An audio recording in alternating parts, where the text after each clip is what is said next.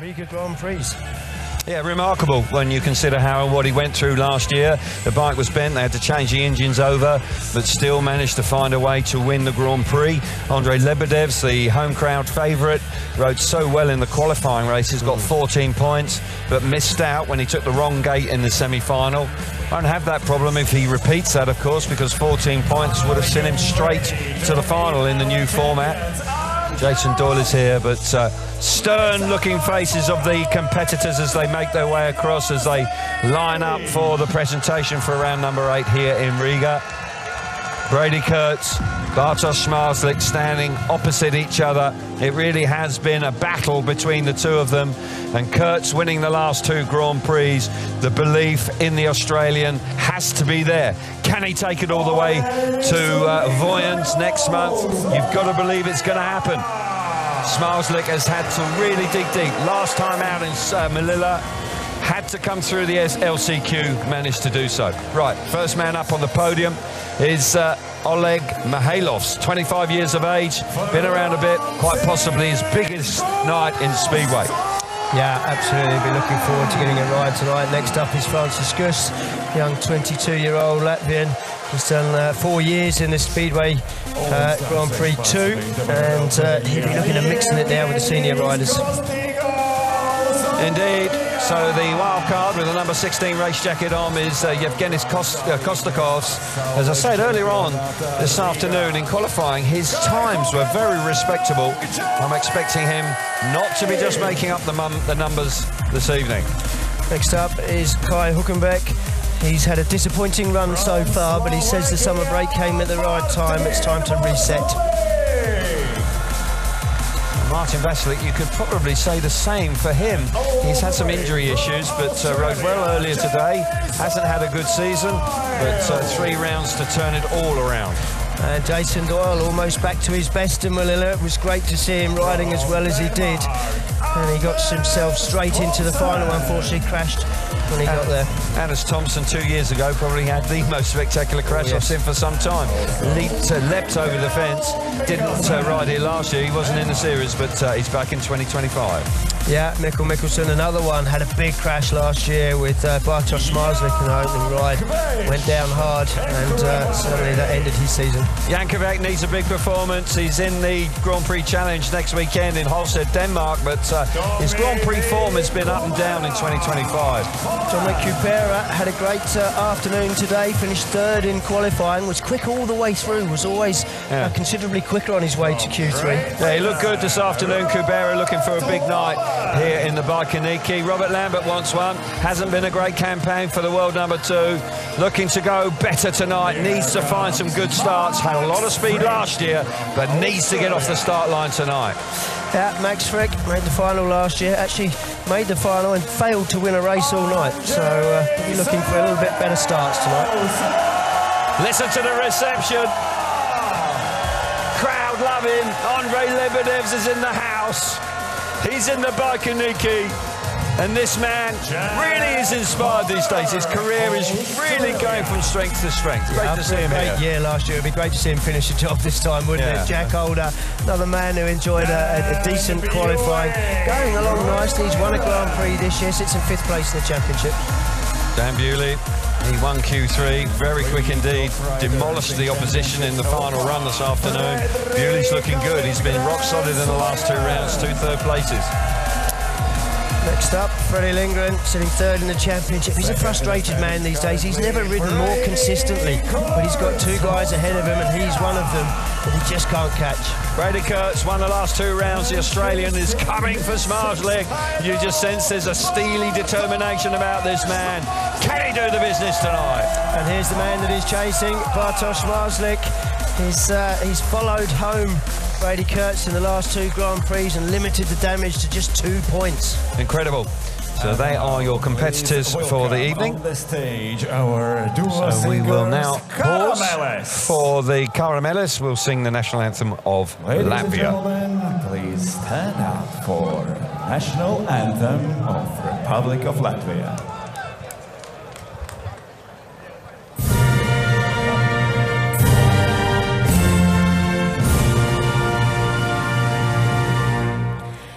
Dievs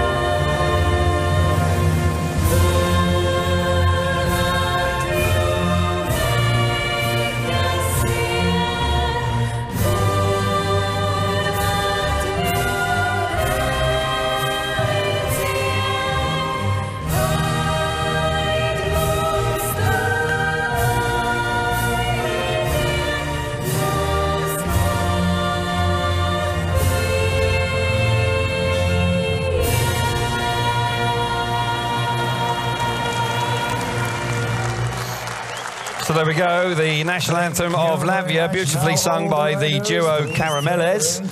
Will make their way back to the pit area. The riders will now gather together for the traditional photograph for round number 8 here in the Bikernieki. And let the show begin! It's Grand Prix of Latvia, Riga, today in Biķernieki, and we are ready! So riders making their way back to the pit area, racing not too far away. We'll have a look at the first 4 races for you very shortly, but Bartosz Zmarzlik surprised us a little when he chose number 15 to race at tonight. He'll start with the inside gates, but then we'll finish with 3 outside gates, and twice he will start from gate 3. Surprised us that. Yeah, very much so. He was 5th pick, so he had plenty to choose from, and having 2 gate 3s. He was here last night for SGP2, and he will have seen just 1 race win from there.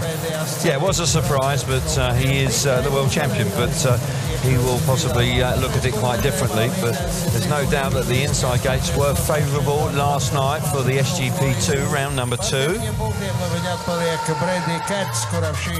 We have had a break, and it was all going the way for Brady Kurtz as we got to the beginning of July, of course, when we were in Melilla, and he picked up his 2nd consecutive win. Bartosz Zmarzlik, I just sensed, was just beginning to feel the pressure. He looked a bit tired. He was having to do things out on track that he probably wasn't happy doing, but somehow clawed his way into the final in Sweden and was able to finish runner-up on the night. Starts were a problem for him that particular evening. So Bartosz Zmarzlik looking to get off the start line a little bit better this evening.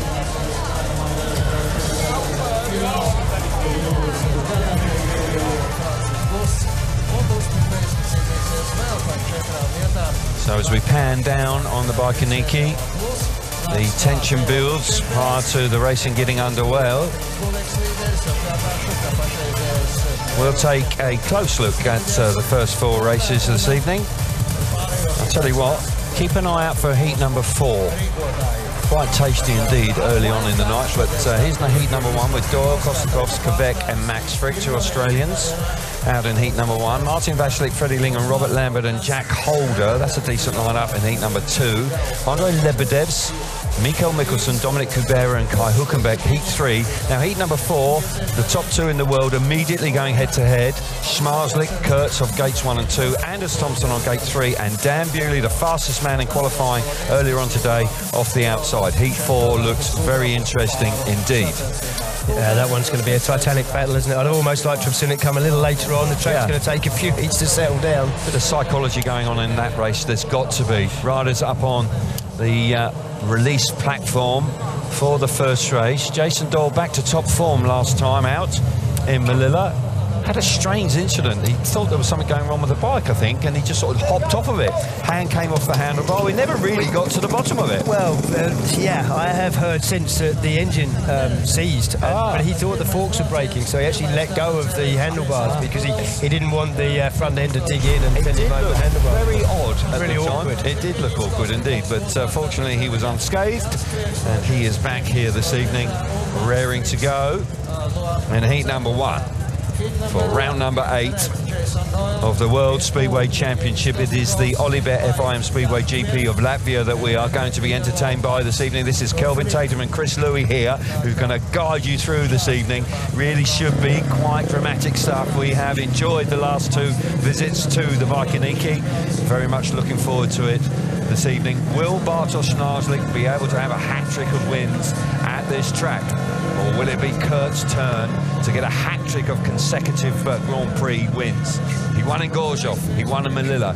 Can he do it 3 Grand Prix straight here in Riga tonight? Well, he hasn't raced here before, but it didn't take him long to find a quick way around in qualifying. No, he didn't. He looked very useful indeed. So here we go then, line up for the first race of the evening with Jason Doyle on the inside in the red helmet colour. The wild card, Kostakovs, comes out of gate number 2 in blue, Jankovic gate number 3 in white, and Max Frick, who was in the final here last year, he will start from the outside gate with the yellow helmet colour on. Track looks slick. They have done a lot of tyre packing. They have been very keen, and there's been a massive emphasis here to try and stop the track breaking up. Let's keep our fingers crossed they achieve that. Here we go, green lights on, tapes are up, we're racing. And it's all about the man on the inside. Doyle gets there, but a great run in there from the outside from Max Frick. Just had a little bit more momentum as they entered the first corner. Frick powers down the back straight, hits the front. Doyle under all sorts of pressure with Kvyat going very wide indeed. Actually leaves the door open and he's gone right to the back. But smashing start from Max Frick from the outside and Doyle giving chase. Yeah, there's a bit of a queue behind Max Frick as everybody riding right around the inside. It's exactly what we expect to see. Can't afford to make a mistake and move off the inside line because the rider behind you will soon be up the inside, but at the moment looks pretty well settled down. Kostikov's certainly hanging on to Jason Doyle. See Jason there, he's aware that he's behind him, he's aware he can't really afford to make a brave move on Max Frick. No, he'll want to pick up the 2 points as a very minimum, but Max Frick looked to me like Doyle made the start initially, but a smashing entry into the first corner from Max Frick, who gets his evening off to the perfect start. Lovely ride from Frick, and he picks up the 3 points. Jason Doyle being hounded by the wild card, Kostakov, throughout the 4 laps, but he just resisted the temptation to move away from the inside line, and rightly so. Keep an eye on the race-winning times. Best race-winning time on the under-21s last night was from Nazar Panitsky at 64.1. Max Frick, a winner in heat number 1, 3 points for him, 2 points for Jason Doyle. In second place, 1 point for Yevgenis Kostakovs in third, and Jan Kvyat from the Czech Republic misses out in the first race of the evening. All about that last bit as he entered into the first corner. Yeah, winning time 64.6, so not quite as quick as the fastest time last night, but what a start from the outside. Really difficult in the opening heat, particularly here in Riga, but he just cleanly gets to the inside line just ahead of Jason Doyle. As you said, it looked like Jason had done everything right. I'm sure he thought he was there in the corner, but Max Frick really working the bike nice. You can see their front wheels all over the curb. Got to protect that inside line probably for about 3 or 4 races at least, before you can afford to move out. Similar to what we saw and witnessed last night in the SGP2, pretty much around the inside initially. The track will evolve. Took some time last night, in truth, before it really got going, but as I say, they have been quite conservative. There was the threat of thunderstorms, which haven't materialised, so we'll keep our fingers crossed they don't and they stay away. Riders on their way for heat number 2 up at Tapes. Another good lineup here. Martin Vašlik, much improved in qualifying. He's been in the wars this season. Hasn't been the season he was expecting or hoping for, but 3 rounds to turn his form around. Lineup for you. Martin Vašlik will go from the inside in the red helmet colour. Freddie Lindgren at a gate number 2 in blue. Gate 3 in white is Robert Lambert, and Jack Holder off the outside in the yellow helmet colour. Lindgren has finished second in the previous 2 Grand Prix here, so he knows how to get around here. Robert Lambert was fast last year, but just couldn't buy a start. Let's see how he gets on here in his first ride in heat number 2. Green lights on, tapes are up, and away we go. And they roar into the first turn, and it's gate number 4. Can you believe this? Jack Holder sweeping across the opposition. Here comes Robert Lambert. That's a smashing move to get round the outside of Vašlik. Vašlik being beaten up down the back straight on the entry to turn number 3. Holder's out in front. Robert Lambert looking really threatening in second place. Lindgren back in third, but the Australian Holder out in front. Yeah, Robert Lambert was actually the most exciting rider. He had a lot of speed last year, but he wasn't making starts, and he paid the price for that. Looks like he's got a little bit of speed on Jack Holder here, but Jack's out front. That's what counts. You've got to get to the checkered flag first. He's protecting that inside line. Lambert now, he's got a lot of speed down the straight. Just don't think the hole's going to open up for him. Jack Holder having to hold firm here because Robert Lambert is working him over. Desperately trying to find a way through, moves off the line, electing to come around the outside. He's nearly there. Holder has to respond. He needed eyes in the back of his head down the back straight on the final lap of heat number 2, and Holder just about hangs on. Good race that. Robert Lambert really working overtime back in second place, but Jack Holder with that lovely start from the outside gate in heat number 2. Got to the front and had to, in truth, work very hard to stay there because Lambert was fired up and riding extraordinarily well. I was just looking for the mirrors on his visor there. He must have been able to see behind him. Yeah, absolutely. 3 points for Jack Holder. Robert Lambert in second place, 2 points. Freddie Lindgren back in third, 1. And Martin Vasilik misses out in heat number 2. An exciting heat number 2. And Jack Holder just about hanging on. But the star of the show, you've got to say, was Robert Lambert. He really did ride well here. Yeah, he did. But once again, it's gate number 4 that works really, really well. I don't know. It seems the track must be a little bit softer up by the fence there. But Martin Vasilik, it's all about him on the opening lap, getting himself well and truly beaten up. We can see Robert Lambert just squeezes down the outside, just leans on him a little bit. Martin Vasilik has to back out the throttle there. Just as he does that, Lindgren seizes his opportunity to steam in on the inside, almost takes him down. Any closer and he would have gone for sure. But Jack Holder, look, you can see him, he's looking right, he's looking left. He knows, he can hear where Robert Lambert is, and he closes every single door. There was a clear indication of how narrow it is down the straights because Holder only had to move over marginally and Robert Lambert had to roll out of the throttle. Here we go then, heat number 3. We'll see the home crowd favourite, the man from this part of the world. He comes from Daugavpils, which is about 3 hours away, but he's Latvian, and they really do like him in this part of the world. And he performed brilliantly last year, just missed out in the final, but he scored, only dropped 1 point from his first 5 rides. If he does that this evening, he'll be in the final. Different format in 2025. Heat number 3 to line up for you. Lebedevs is on the inside in the red helmet colour. Mickelson comes out of gate number 2 in blue. Kubera, who was rock solid in qualifying earlier this afternoon, gate 3 in white, and Kai Hülkenberg, who says he's feeling much happier about Speedway these days, goes from the outside in the yellow helmet colour. Lebedevs, got to say, Lebedevs was really terrific last year. His career is building nicely.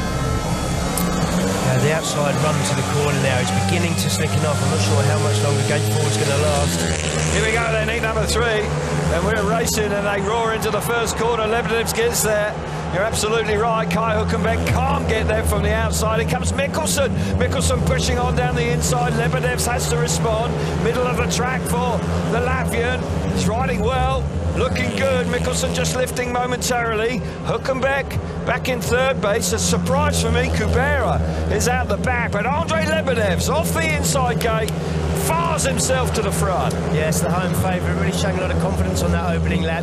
He chose not to drop it down on Mickelson, who's making a move up the inside into turn 3. Rather just rode mid-track, kept his momentum up, and paid dividends for him as he's out front. Got to say, Mickelson still chasing hard. Hülkenberg hasn't given up. Kubera, as you say, very surprising to see him tail off at the back. Yeah, he's tailed right off. He's not at the races at all here.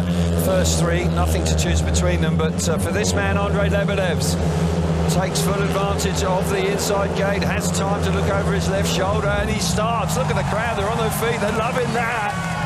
The Bikernieki explodes here in heat number 3 with Lebedevs delighting the home crowd. With a really strong performance in his opening ride. 64.8 seconds. That's Biķernieki, the under-21 rider. 64.1 last night.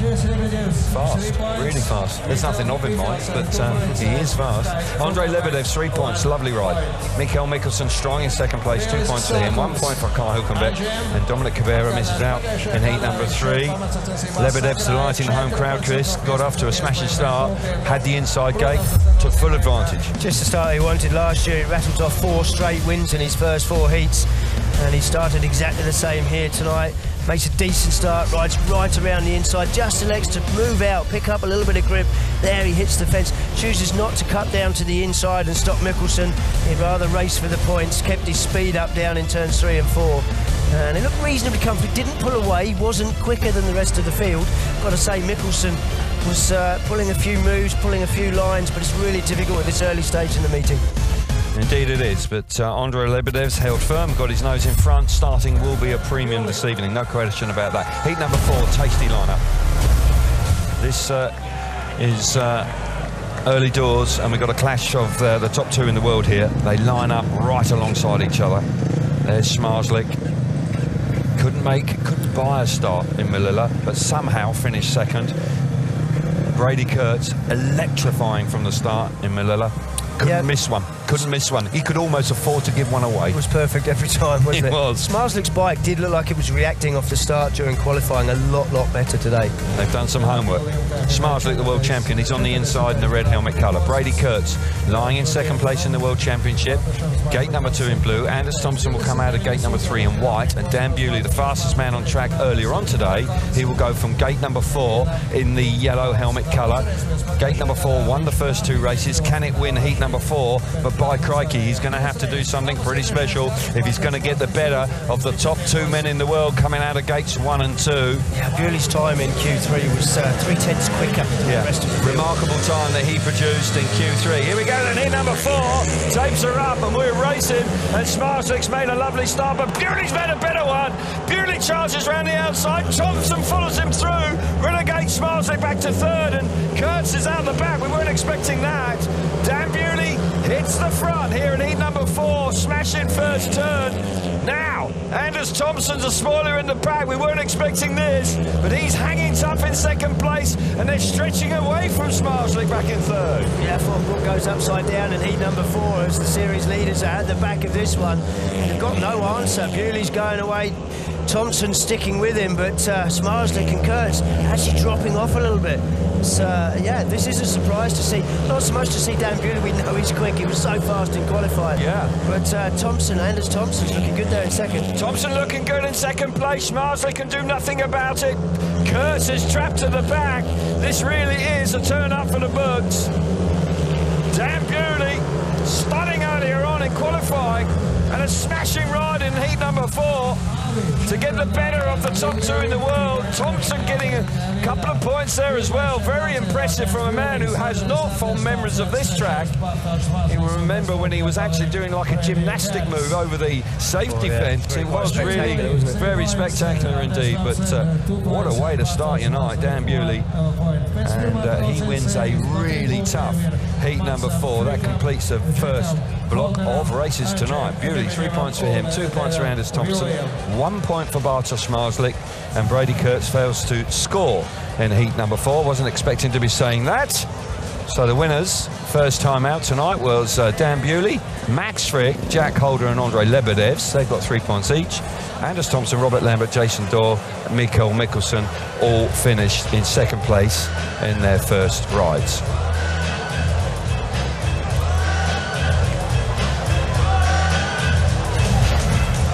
So how about that then, Chris? Heat number 4, not quite going the way we were expecting. This man, certainly more than capable, does the business from gate number 4. Let's watch it again. Yeah, Formbook out of the window here. It looks like Zmarzlik's made a really good start from the inside. Elects to go right around the curb.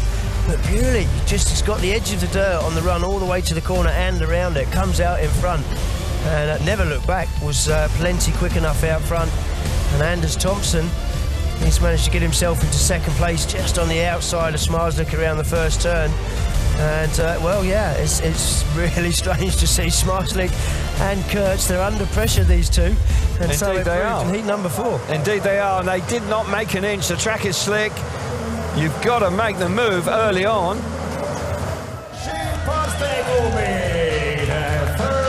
Okay, let's get some reaction. Abby is going to be joined by Max Frick. Max, a great heat win from the outside gate. Talk about the gates, because actually the outside gate has just won 3 out of those 4 heats.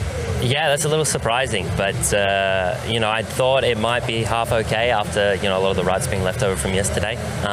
So, you know, I didn't have the best gate draw anyway, so I took a gamble, took gate 4 in the first one, and it paid off. So nice to get the night underway like that. And Max, you've got good memories of this track 12 months ago into the final. How can you draw on any of your experience there for tonight? Yeah, you know, today's a new day, but we just look ahead, take it race by race, and we see how we end up.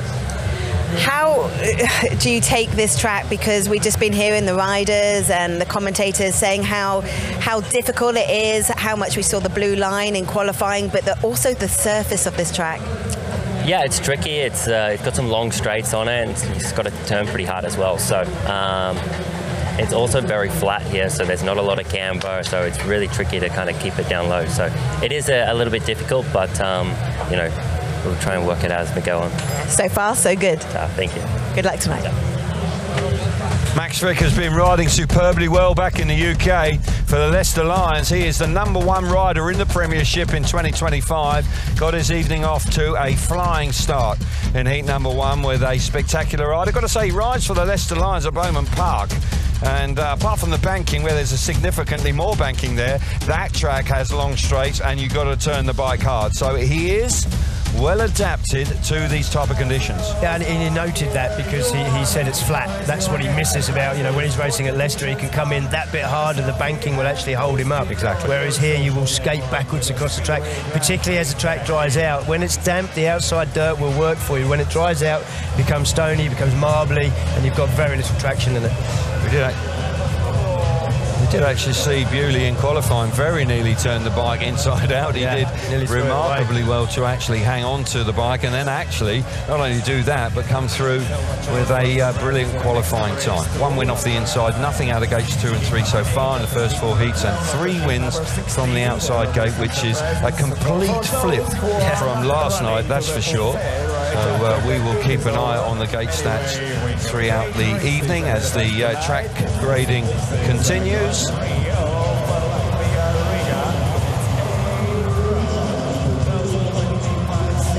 Isidore just having a look at the track and what they're getting up to. He's out heat #5.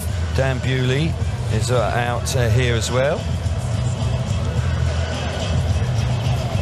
Okay, we can get some more reaction with Greg Hancock and Abby down in the pits on exactly what went on between Kurtz and Zmarzlik. So Greg, the 2 protagonists in the series, they meet in heat 4 and didn't get the finish that you would expect from those 2.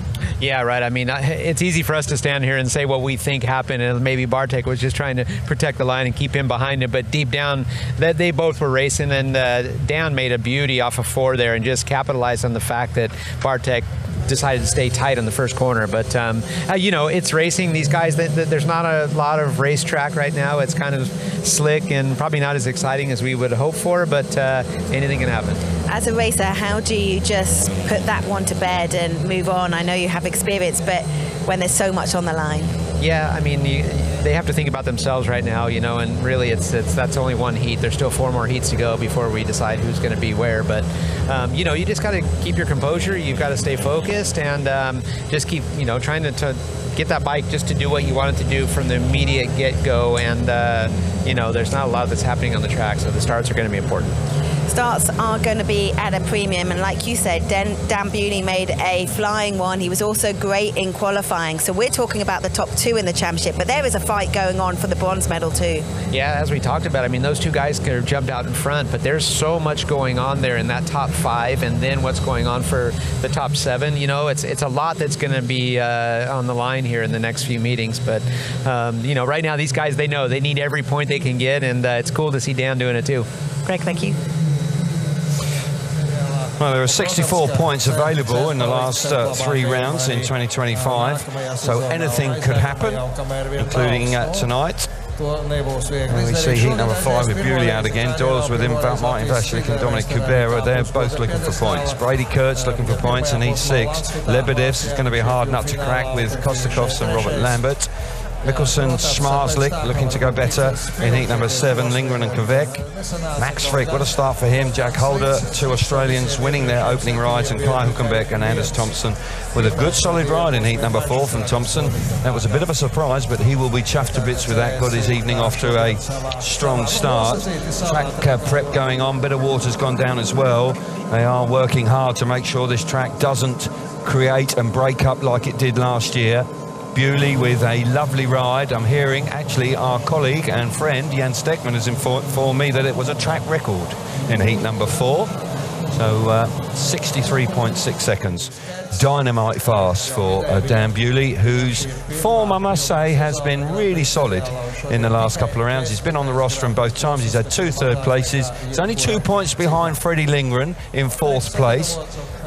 And with 64 points available, do you know what? Anything could happen. If Zmarzlik and Kurt slip up at this tricky place, Bewley gets on a roll, you know, this championship could see a significant change. Unlikely, but possible. Mathematically, certainly possible. Yeah, he's, what is he, 25 points off Brady Kurtz. So yeah, you're right. You know, a big performance here with a slip up. Yeah, it could all be on. Yeah, absolutely. And this track, as you said earlier to me, it is a leveler. It will suit some. Actually, Bewley, I was actually quite surprised when he was interviewed after qualifying, saying, "Yeah, I really like this track."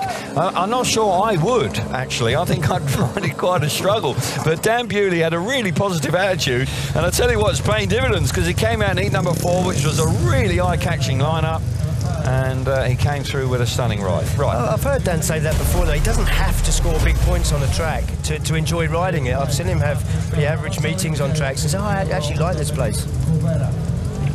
Here we go then, heat number 5, riders making their way back round to the start line. Martin Vašilik looking for his first points of the evening. Got beaten up a little bit in heat number, where was he out in? Heat number 2. And just found himself in the way a little bit. But a bit of gardening going on. They have put a reasonable amount of water on here just to try and keep this track glued together. But that man, Dan Bewley, he's started off in fine style with a stunning win, super quick time. Bewley's on the inside with the red helmet colour. Gate number 2 in blue is Jason Doyle. Martin Vašilik will come out of gate number 3 in white, and Kubera off the outside in the yellow helmet colour. A surprise to me that Vašilik and Kubera failed to score in their first rides. They looked good earlier on. Yeah, they did look good, yeah. I've got a funny feeling this is going to be a tight first turn. There may be a few elbows out here. Okay. Certainly when Jason Doyle's about, you know that anything might happen, but Martin Vašilik, who has been in the wars a bit in 2025, hasn't had the season he was looking for. I've got to say, Martin, yeah, he's had 9 Grand Prix wins, Martin, but this year hasn't really had a sniff of a victory at all. No, 1 point from the last 2 rounds is really... Yeah, it's not been the season he was looking for. Here we go then. Action about to get underway once again in heat number 5. Whoa, that was a long pause, and Bewley just maybe moved a bit, but Kubera's made a lovely start. Stunning stuff from the Polish rider. He fires himself to the front. Bewley chases him down the back straight with Doyle back in 3rd. Martin Vašilik disappearing out of view as he charges into turn number 3. But this time, Kubera out in front, but beware Bewley, because he's got speed, a lot of speed. Yeah, there's a queue behind Kubera. I'm surprised the referee let that one go. Dan Bewley did take 2 stabs at it. We saw a race pulled back with Biķernieki for a lot less than that last night, same referee. Yeah. So it's a bit of a surprise. But yeah, since the track grade and the watering, it's all gone back to the inside again now. Bewley's faster than Kubera. He is looking for a way through. The winner of heat number 4, desperately trying to win heat number 5. Less than a lap to go. Kubera with a lovely start from gate number 4. Powers down the straight, the back straight on the last lap. Heat number 5 is looking like it's going to go the way of Dominic Kubera, who bounces back with a lovely ride. He needed it. Failed to score in his first ride. Delights the fans, Polish fans here in the crowd. Dominic Kubera. It's more like it from him. Much slower race time. That's indicative of the water that was put down. A bit greasy, a little bit tricky.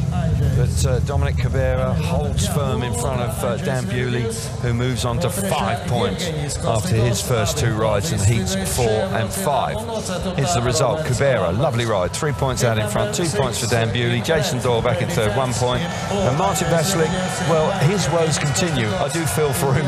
Just isn't going the way of the man from Slovakia. But Kubera, well, this was a lovely run from the outside gate. Yeah, it's a little bit more than we expected from Kubera. We've got a little bit tight on the way to the corner there between Jason Doyle and Martin Vašilik. But Kubera just comes across from the outside gate once again, working a treat.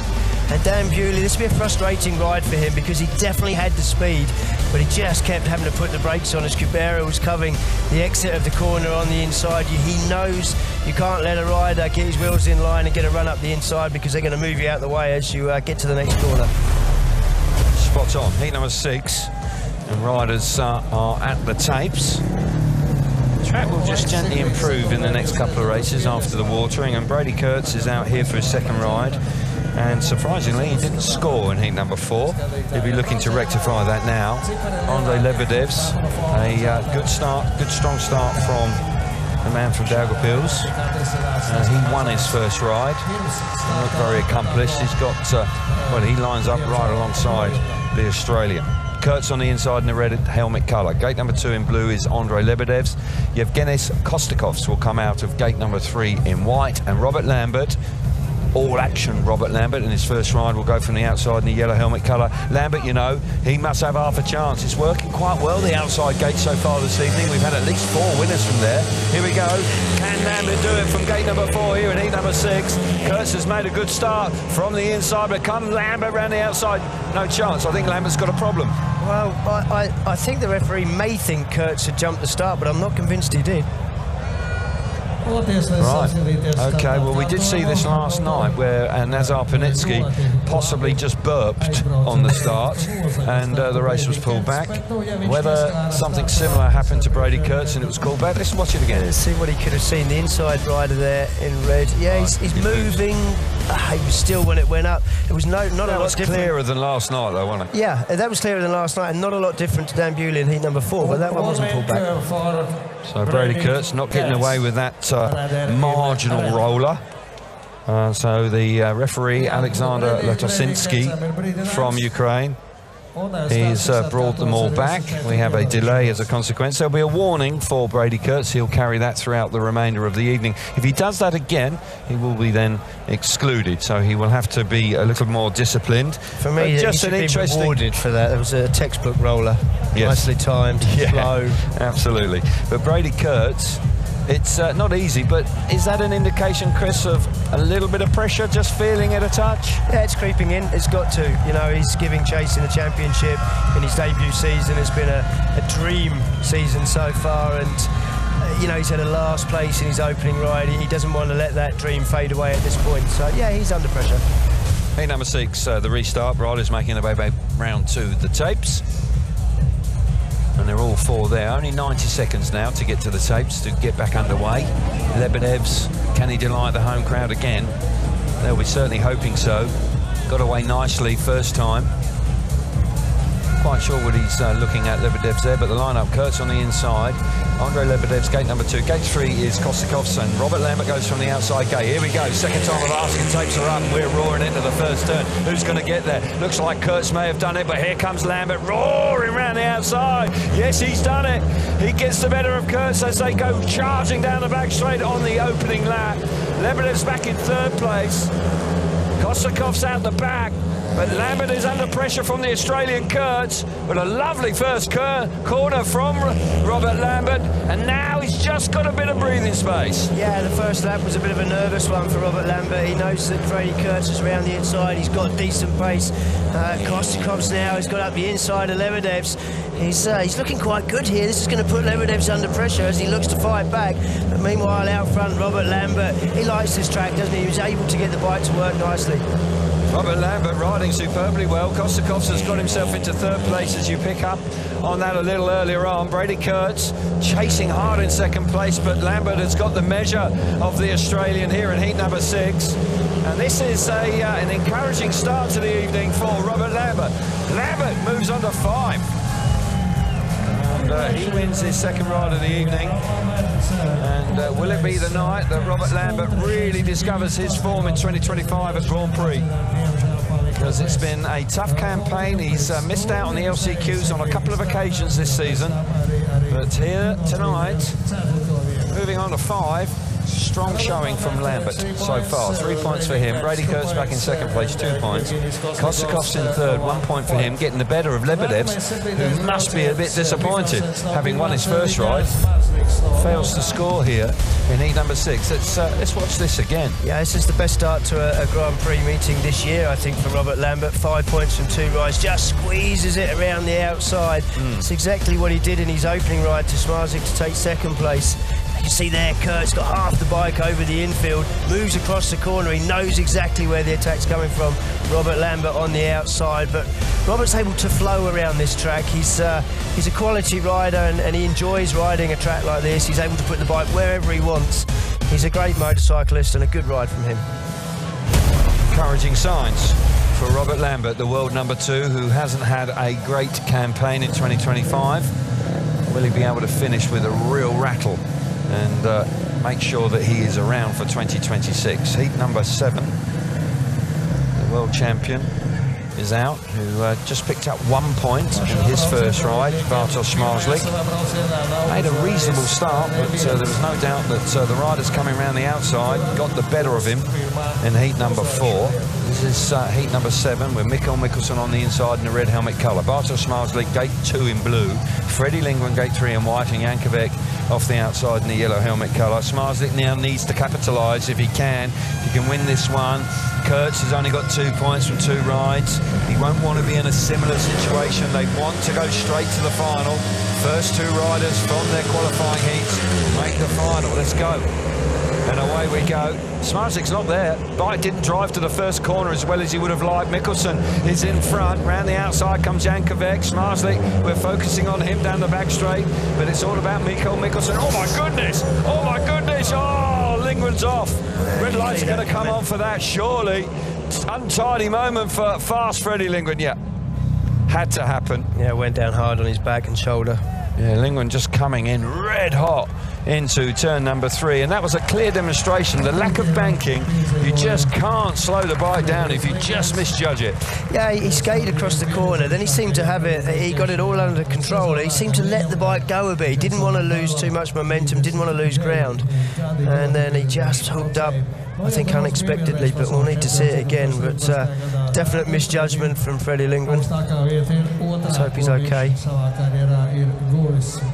Yeah, tough moment for Freddie, who has finished 2nd at this particular venue on 2 occasions in 23 and 24. But concern for Lindgren, who lies in 3rd place in the championship. Has had a good championship, but has found just a couple of riders going a little bit better than him in 2025. He's on his feet. Good news. Really good news. He's a tough customer.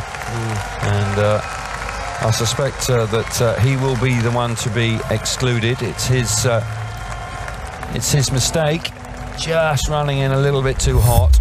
Possibly being a bit greedy to try and get the bike to drive again a little bit. Here, let's have a look. Races across the corner here, takes a turn there, but yeah, he just can't do anything about it. He's just drifted across the corner. He's a long way back, so I mean, it is a mistake from him. Bike's driving hard underneath him, though. Yeah, and Kvek has actually stopped the bike to look for a long straight up the inside of Zmarzlik, so it's just many things have come together, and unfortunately Lindgren has gone down quite hard, but it's good to see him walk back. Confirmed that Lindgren is thrown out of the race. So, fortunately, he's okay. We will see him again. So, Freddie Lindgren will remain on 1 point from 2 rides, with work to be done to make sure that he can make the last chance qualifier here tonight.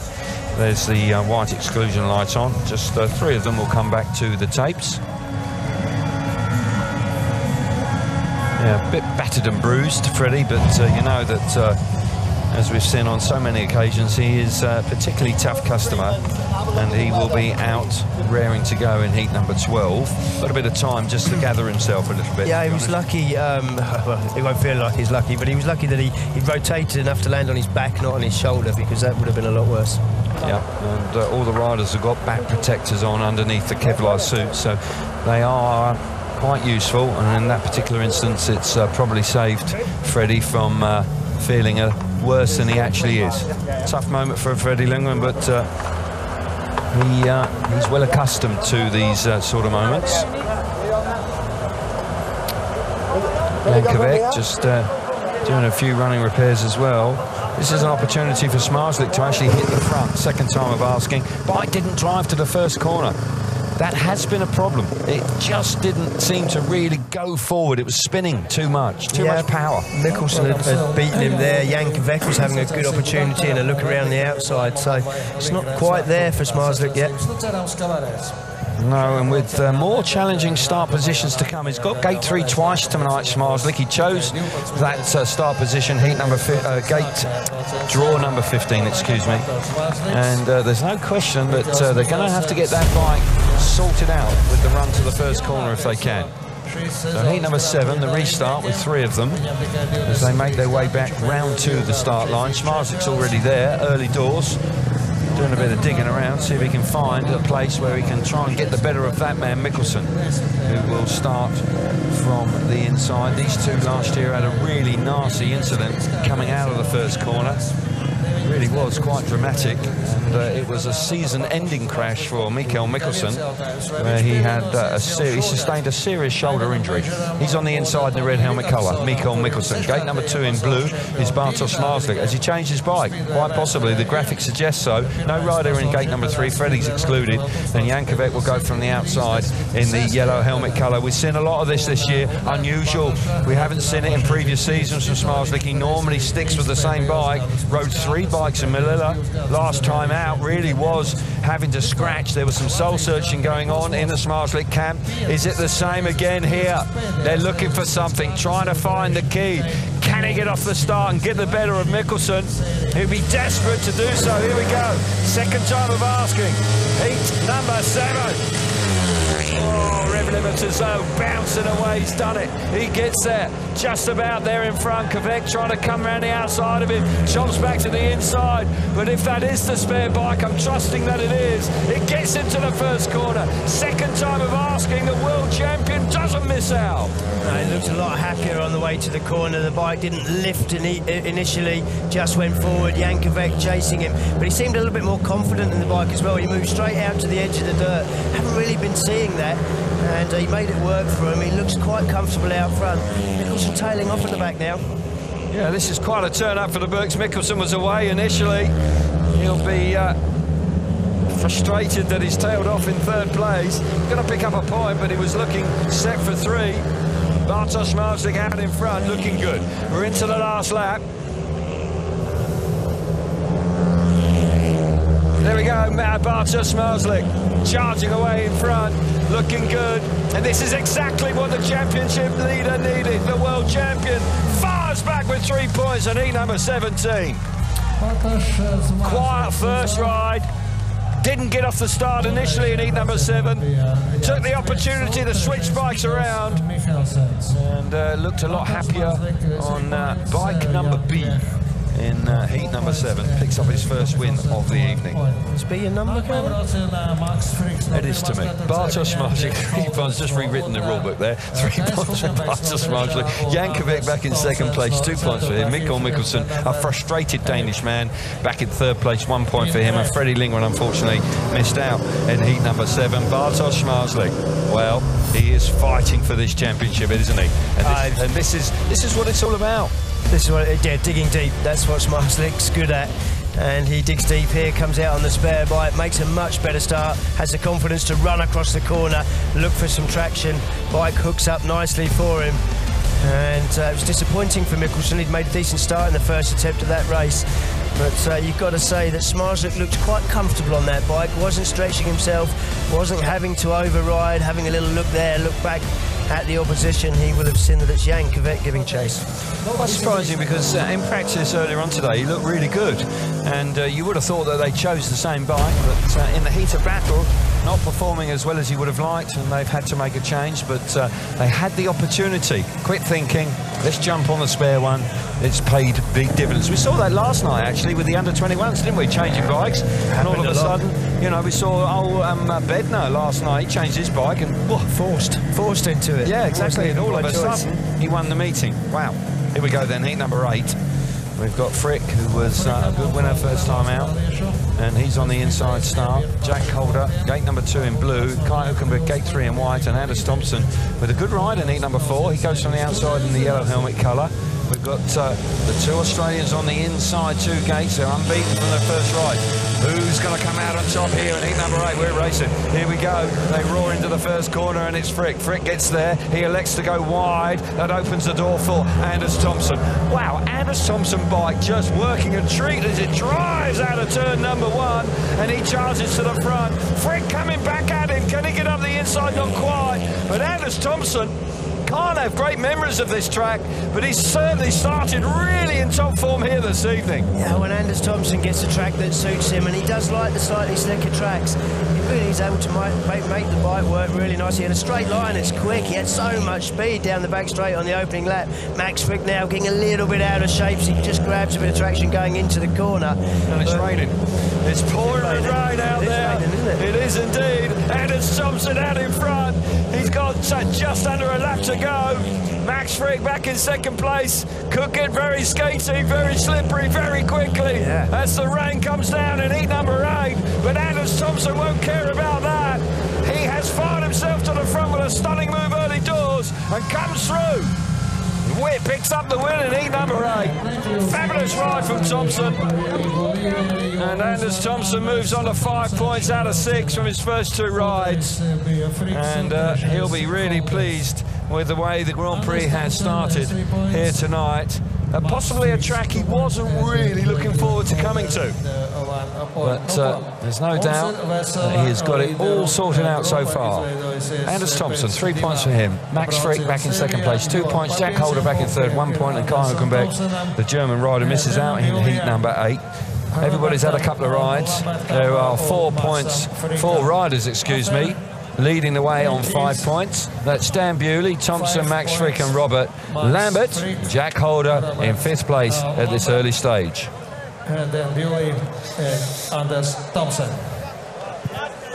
So there's a position for everybody after they've had 2 rides each. 4 riders on 5 points, including that man, Anders Thompson. And let's hope it doesn't rain too long, because this track will get slippery very quickly. But Anders Thompson smashing stuff. Look at this turn back, lovely. Yeah, he just times it perfectly. He just reads it absolutely spot on. Max Frick says, right, got to go to the outside, got to stop and run. He thinks Anders Thompson's going to run all the way round. He doesn't do that, just cuts between Holder and Frick. Really does get a lot of straight line speed as he comes off the corner. He's got his wheels in line much, much earlier than Max. Max has gone across the corner. Of course, he has to turn the bike that little bit longer. And Anders Thompson takes full advantage of that. A little bit of rain will do the track a bit of good. Too much rain, of course, is a different story. Yes, a very different story, that's for sure. But we do have a pause now for track grading. Let's hope that the rain moves through pretty quickly and doesn't spoil conditions. So a few ponchos being fitted as the rain coming down. So let's get some more reaction with Greg and Abby. If there wasn't enough jeopardy, the weather plays its part, Greg. I know, on a track that is so rock hard slick, so they, you know, a little bit of rain right now, and it's like, is it going to become like an ice skating rink, or is it actually going to turn this track around? And we've tried to get some interviews with the riders, and lots of the riders that would normally give interviews, they don't want to speak. That talks about the tension that is privy at the moment here in Riga. You've got a number of riders that are equal on 5 points, but it's really tense here in the pits. Yeah, exactly. I mean, you can see the tension. The guys are probably more concerned with trying to find the right combination for their bikes. The track is way more slick and probably nothing what they expected. So, you know, you saw Freddie had an accident there too. There's not a lot of room for movement right now, so they're all just trying to get that little bit of extra advantage that's just not easy to find. Look, Dan Bewley is looking good on 5 points. He's got some speed, even when he just lost a point to Dominic Cabrera. He looked faster than him. This could be a good night for Dan. It could be a good night for Robert Lambert, also looking really strong out there. Yeah, you can see that. I mean, it's all about the start, but the guys are they've got good speed for sure. Rob looks fast, but Dan really seems like he's determined. He's calm. I spoke to him a little bit too, and you can see that he wants this right now, but he's been working on things, and you can see that it's paying off. So yeah, I'm a Dan fan too. There's a number of riders that really need this round to pick up some mega points. Robert Lambert obviously being one of them, and Max Frick. Both of them are not competing in the GP Challenge. So this could be a pivotal Grand Prix for both of them. Yeah, that's right. I mean, there's other opportunities, whether it's SEC or it's Grand Prix Challenge, and these guys, like, they are so determined to try to make it right, and they're so confident that they're going to qualify. So it's just a matter of making it happen now. I don't know what to say. It's hard, you know. You want to have that second option of qualifying, but at the same time, when you're in the Grand Prix, your mind is so set as I'm going to be in the Grand Prix. I'm chasing a World Championship, not a qualification spot. So interesting.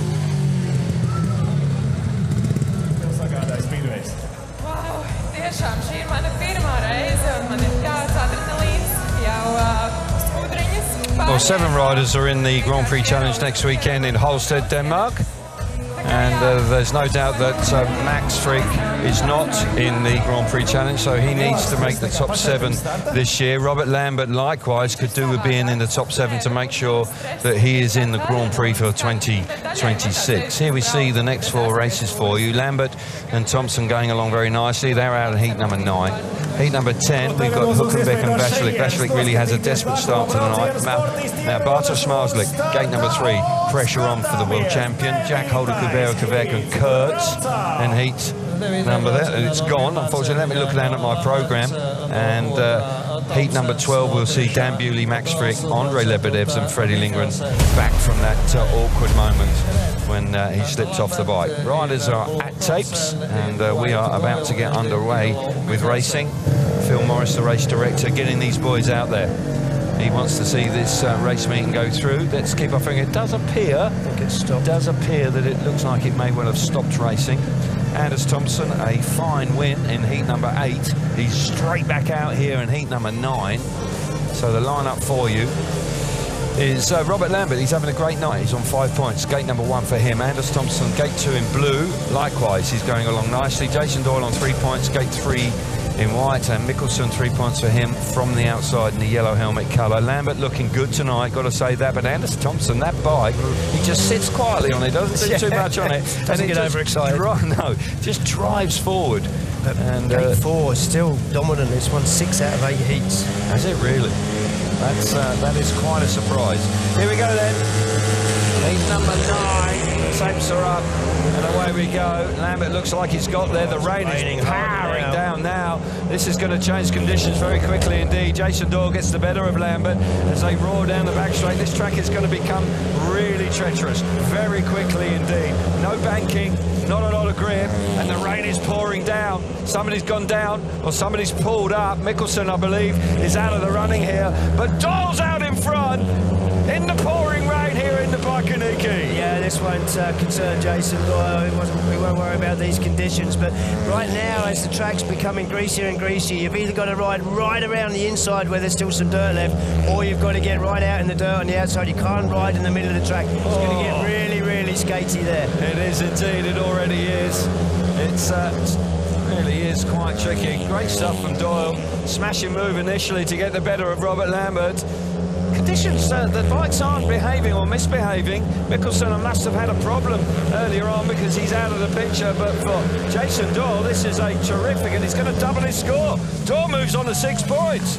He's in this Grand Prix now. Got to say, Robert Lambert picks up 2. He moves on to 7. Jason Doyle, the Australian, who has ridden in the UK for a considerable period of time. He would have ridden in considered. He doesn't always really enjoy it when he's drizzling with rain, but he certainly rode very well there. 3 points for Doyle. Heat number 9 is his. Robert Lambert back in 2nd place, 2 points. Anders Thompson in the points again, 1 point for him. And Mikkelsen, I didn't see what happened. He went out of a screen. He didn't catch it, but I've got to believe it just pulled up, or there was some problem with his motorbike.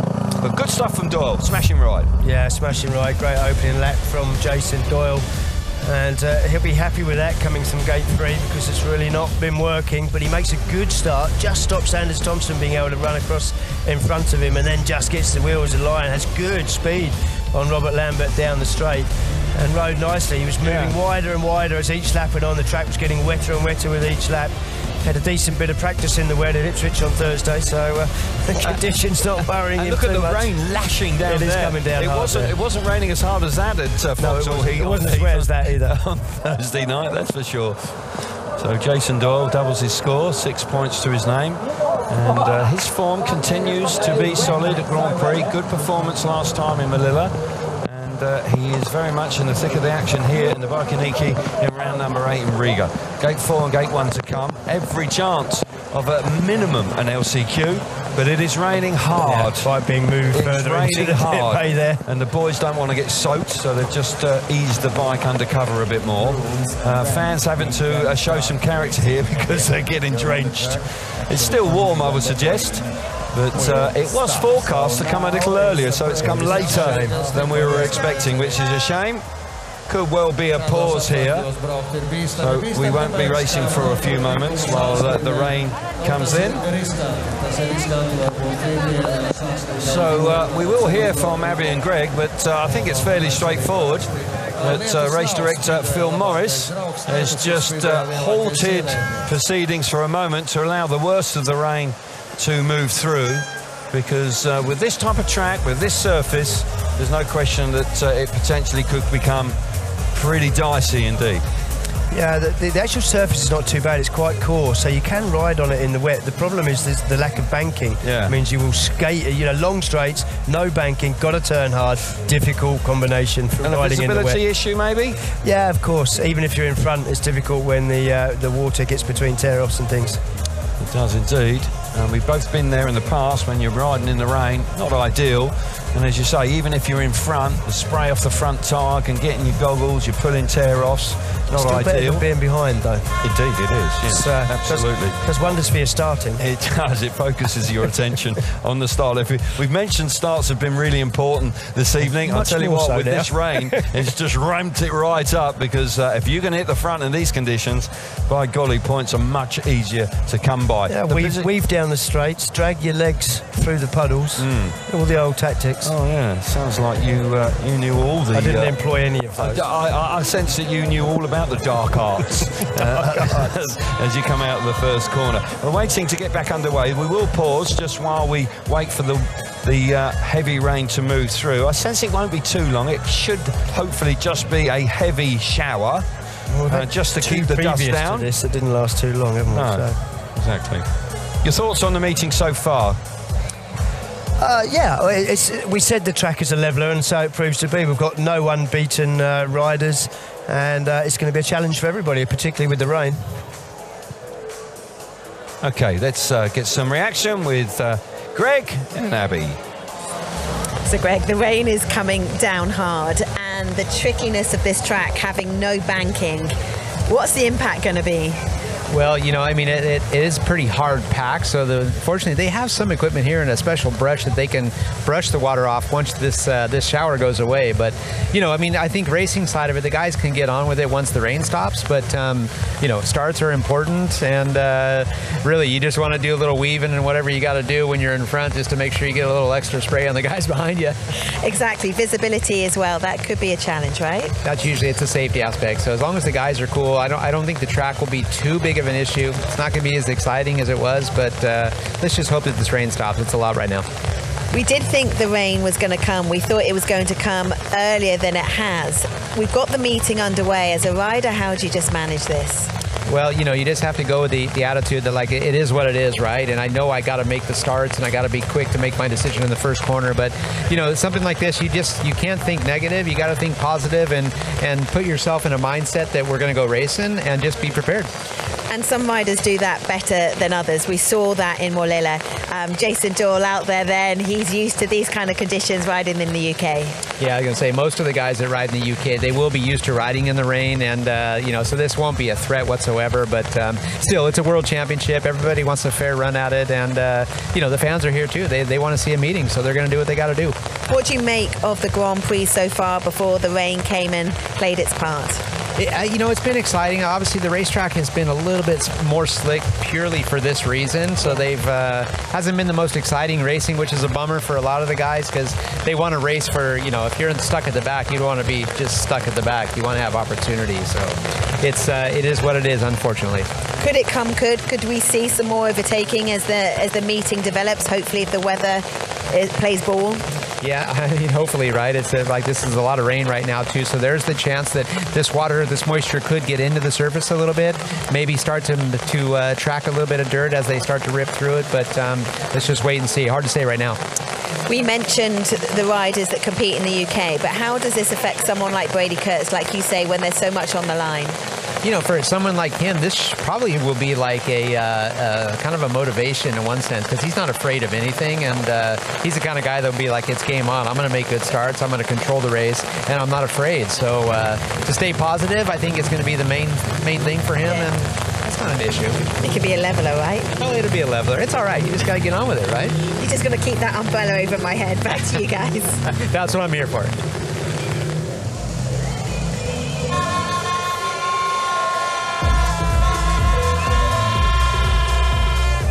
Well, it's an impressive piece of equipment, that's for sure. And I'm sure once the rain stops, then it will have the desired effect. But as you can clearly see, the rain is still pouring down. And as fast as that brush is removing water, it's being replaced because the rain is still coming down. You really have got to crack on with this sort of work. Once it stopped raining, the sun's out, there'll be a rainbow somewhere. I'm sure there will be, because we've got sun and rain at the same time. And let's hope that in the next few minutes that the rain does just push on through, and then this bit of kit could actually be a saviour. I tell you, it's a little bit early. I think the rain maybe has stopped now, actually.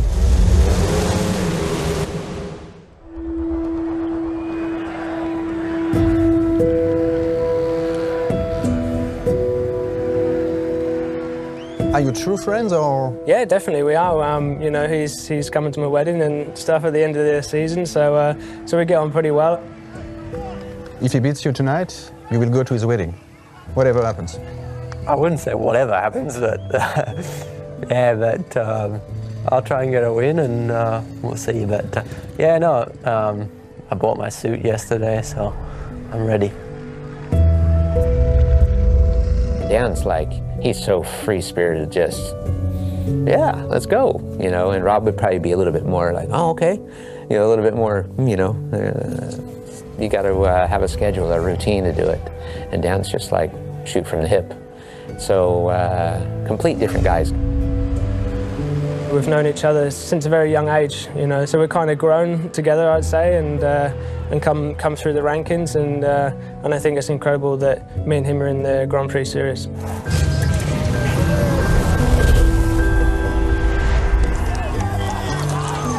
Biķernieki has a great record in finals. The Grand Prix, he's had 3 finals, he's won them all. Robert Lambert is yet to win a Grand Prix final.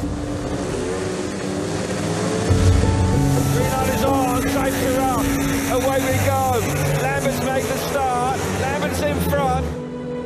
If we look back at the history of Speedway, Great Britain plays a massive role in the birth of the sport on European soil, and they've had a lot of good riders, but suddenly there's this birth of a chain of talent coming. Obviously Ty Woofenden started it, an amazing role model for the youth. It's difficult for Biķernieki, he's gone to the back, he's got to run up the inside, oh, he's going to pass them both. What a move from Dan Biķernieki. One last corner, and Great Britain are world champions in 2024. Having Lambert and Bewley, the future looks great for the British team. When it comes to the individual stage, then you know, we say hello and we're friends and stuff, but you know, we're racing for ourselves now, and we just go out there, and it doesn't matter if he's my teammate or not. We want to get to one same position on the track.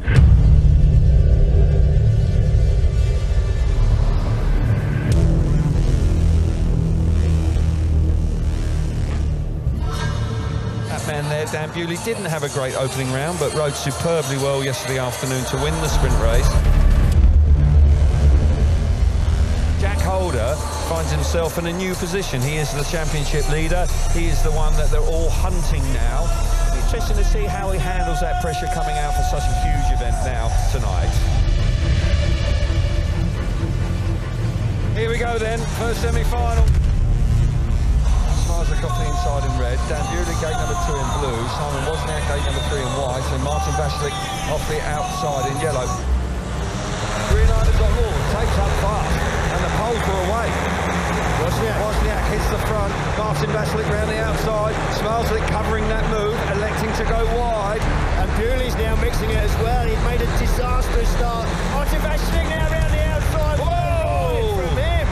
What a ride from Martin Vašlik. So much speed. And Biķernieki's now coming to third, but Pole Bartosz Zmarzlik, he's going to cruise through to the final. Comes Martin Vašlik through in the second place. Dan Biķernieki misses out. Okay guys, good luck, let's go.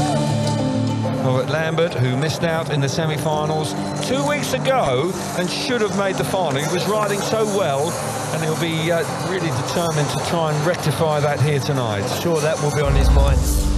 and it comes to the semi-final and something doesn't work, you know, it just maybe we try too hard, like I said in the past, and because obviously there's always a lot of talk going around that he can make the semi but never the final, and this obviously gives you the fire in your belly and makes you angry. Doyle is going to win the first semi-final. Oh my goodness, it's tied for second. Disappointment, I think, for Robert Lambert once again missing out in the semi-final. Lambert's in, hold us out. Robert Lambert will start from blue in gate 2. Could it be a first Grand Prix win for Robert Lambert out of gate number 2? Great start from Doyle. Zmarzlik's gone very wide. Brilliant corner from Doyle. Doyle stretches a march down the back straight. He hits the front. Lambert's through into third place.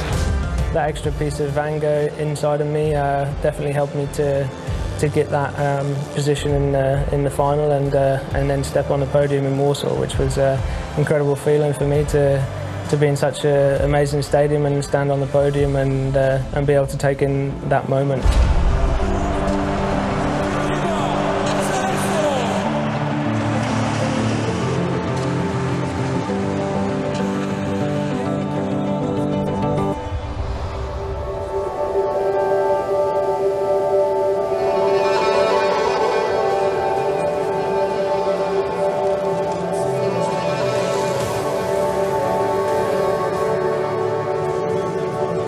We've got riders entering the arena and racing is about to get underway.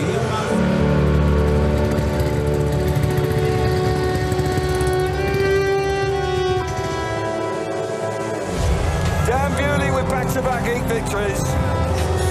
Started slowly tonight, Dan, but the last couple of rides we've seen him at his best. Robert Lambert, he finishes his qualifiers off in style. The British rider wins his third heat of the night, and he finishes on, what, 11 points? Yeah. Spectacular speedway going on behind him.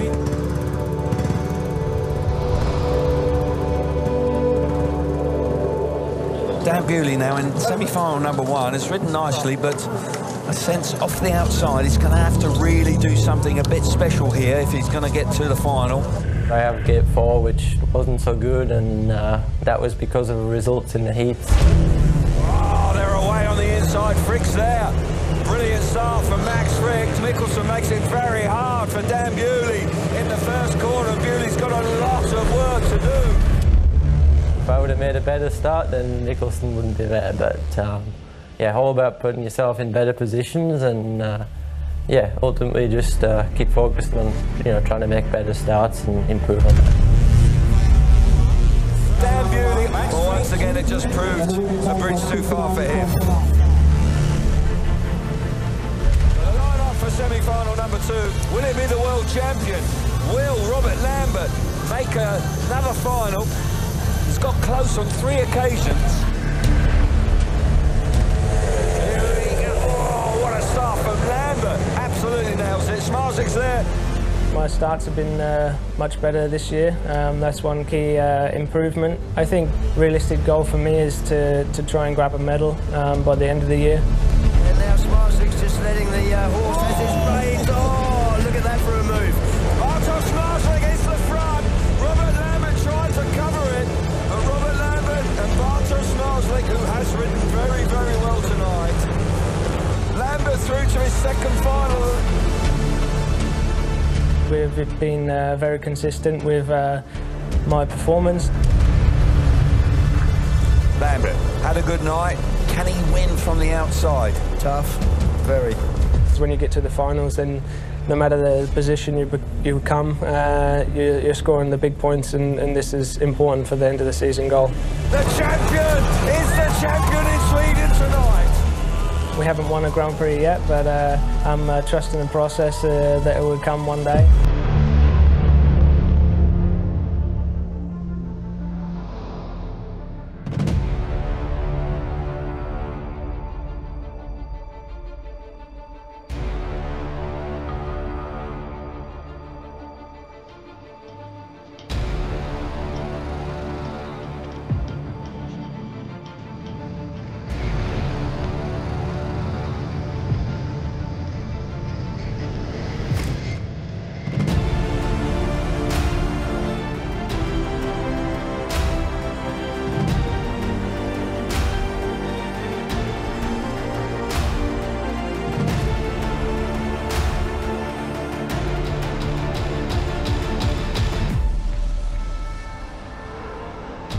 Heat number 8. This is a terrific race. Here we go. Tapes up into the first turn. Hülkenberg's got there. Zmarzlik does the big turn back. Wolfenden's going around the outside. Oh, he's in the fence. He's gone down hard. He had such an early run of success, and then injuries have kind of plagued him, but he's had changes in his camp. He obviously a family man. You've had a couple of injuries. There's a lot of things going on, and you know, it's like a tornado or a whirlwind or something that's just trying to get out of it. I believe when he's serious again, really, really serious, you're going to see Ty Wolfenden come back. He's got so much to offer on a motorcycle. Robert Lambert, he's going to be very determined to get amongst the big points in heat number 5. Tapes up, we're away. Janowski's made a lovely start on the inside. Can he get there? Yes, he has. Big turn back from Lambert, Bosnick round the outside. Bewley! What a move from Dan Bewley. Lambert at the back, but Bewley, stunning move. Lambert at the back, another tough ride for him. It's going to be tough opening up with an engine failure and now a last place unless he can make some ground up on Janowski. Bewley wins at ease. Robert Lambert, 2 rides and has failed to score on both occasions. Yeah, I can't put my finger on it, what it is. You know, I was riding the bike so hard, and you know, my riding was way higher than where I finished in the meeting. So it was disappointing. When I think about it, looking at the graphs, it looks like the stock market, right? And you watch Bartosz, his dips are very small, and you watch Robert Lambert, it's quite good, and then it's a big dip. What happened there for Rob was detrimental to his overall campaign, and he knows it. Heat number 20, Dan Bewley, Schaefer and Hülkenberg can still force their way into the semi-finals here if they manage to win, and I would suggest that Bewley has to win the race. He's made it though, Bewley. He's hit the front. It's going to go round the inside. It's going to generate lots of speed. Wow, around the outside. Here comes Hülkenberg.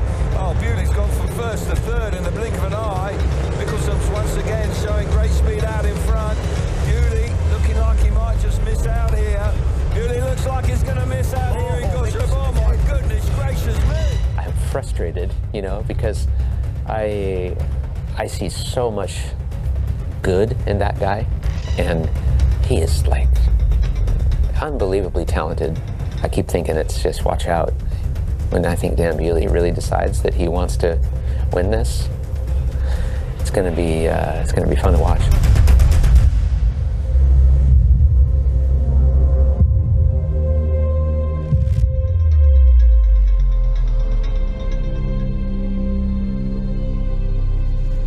Round number 7 in the World Championship chase. Second half of the season coming for you.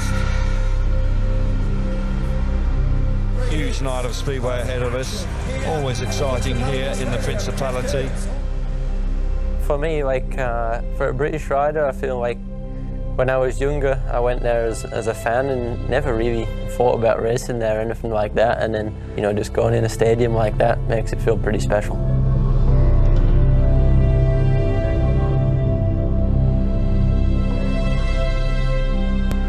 Selection for the final. First up, Robert Lambert, and gate 2 has worked well for Robert tonight, and he's sticking to it. He will start from blue. Next up, it's Dan Bewley, 2 British riders in the Grand Prix of Great Britain, and he will start from red, from the inside gate.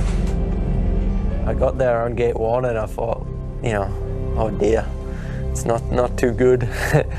All the ruts were so big, and I was just kicking the side out of one of the ruts because, like, I couldn't even go in it. The bike was just getting stuck, and I was just, you know, kicking like my life depended on it. Bewley with a 100% record, he'll want to continue on, and he needs the points. So a win here tonight would be very useful indeed. Massive. He's won here before 2 years ago. Rob was on gate 2. I was probably kicking a little bit of dirt across onto him, and he wasn't too happy, and we got into it a little bit on the start.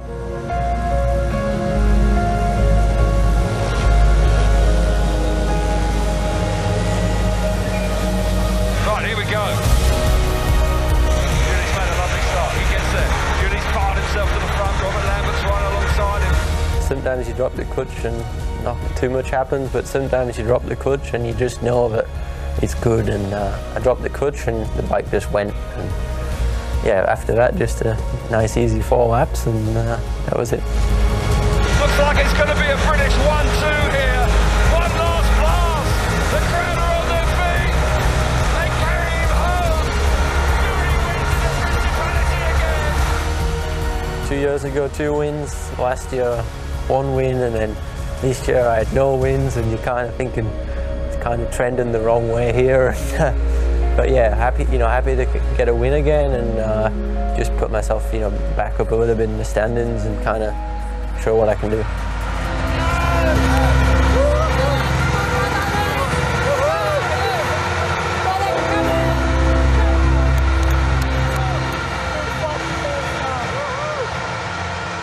The first time in Cardiff to be on the podium, so it's incredible to be also 1-2 with Dan. For sure, I'd love to be the one standing on the top and to get my first Grand Prix in Cardiff, the first win. But yeah, I was still super happy with how the meeting went, and it was such an emotional evening. You can build that up in your head so much that you think, I want to win so bad, I gotta win, I gotta win, I gotta win.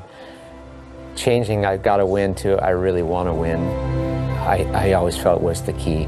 And when you really want it, it comes.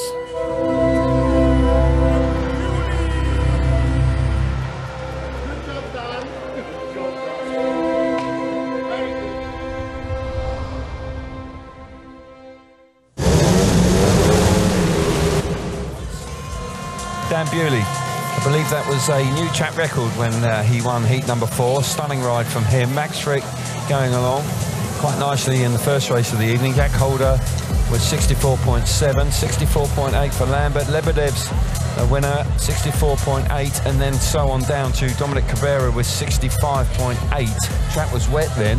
Best time we saw by the under-21s last night would put it in second place actually, 64.1 from Panitsky, and he was arguably the fastest rider on show on Friday night. Bewley, once again, being able to really show a great turn of speed. He has this beautiful balance on the bike where he can carry corner speed where others scrub it off, and clearly demonstrated in that track record a little bit earlier on. Rafa Dubrocki on the left. He has a pressurized job being the Polish team coach. The expectation in Poland is to win. Nothing else will do, effectively. They have become accustomed to doing that on a regular basis in the last decade.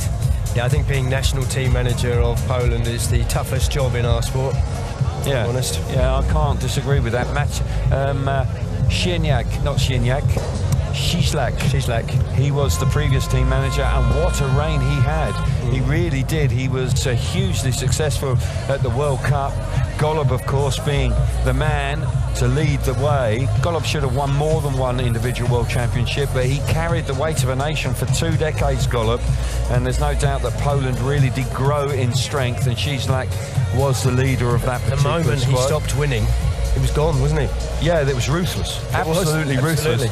Despite the fact that he'd been so immensely successful, he made some big decisions as well. He dropped Golob. He dropped Golob, and people like Janowski, they were in and out of the team. He really was not afraid of making big decisions, but often, you know, he had a crystal ball because he called it right. So that wire brush grader just disturbing the surface, and I must say we mustn't be too far away for Phil Morris, the race director, instructing the referee Alexander Latosinski to put it's 90 seconds now on for riders to get back round to the tapes. I've got a feeling the exit gate for the tractors was opened up on that last lap, and we are not too far away, so the start line is going to be just marked out once again, and riders will be now fully aware that we are just a moment or two away. We are just 4 minutes before 9 o'clock local time. The dirt that's come up with the wire brush actually looks reasonably dry, so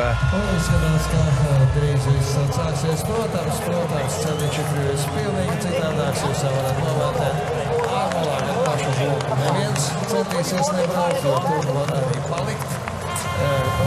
Tādas apzīšanas iespējas Well, I do have been given some information that possibly riders will be allowed to do a lap before they go to the tape. So let's just wait and see exactly what happens here, because that's highly unusual, actually. I've never seen that before, but I wouldn't suggest that it would happen. Heat number 10. Here we go then. Riders being released, and racing is about to get underway again. Really do appreciate your patience. Not easy, and a lot of hard work done here to knock this track back into shape. And we are about to get back on with the action in round number 8 here in the Bikernieki.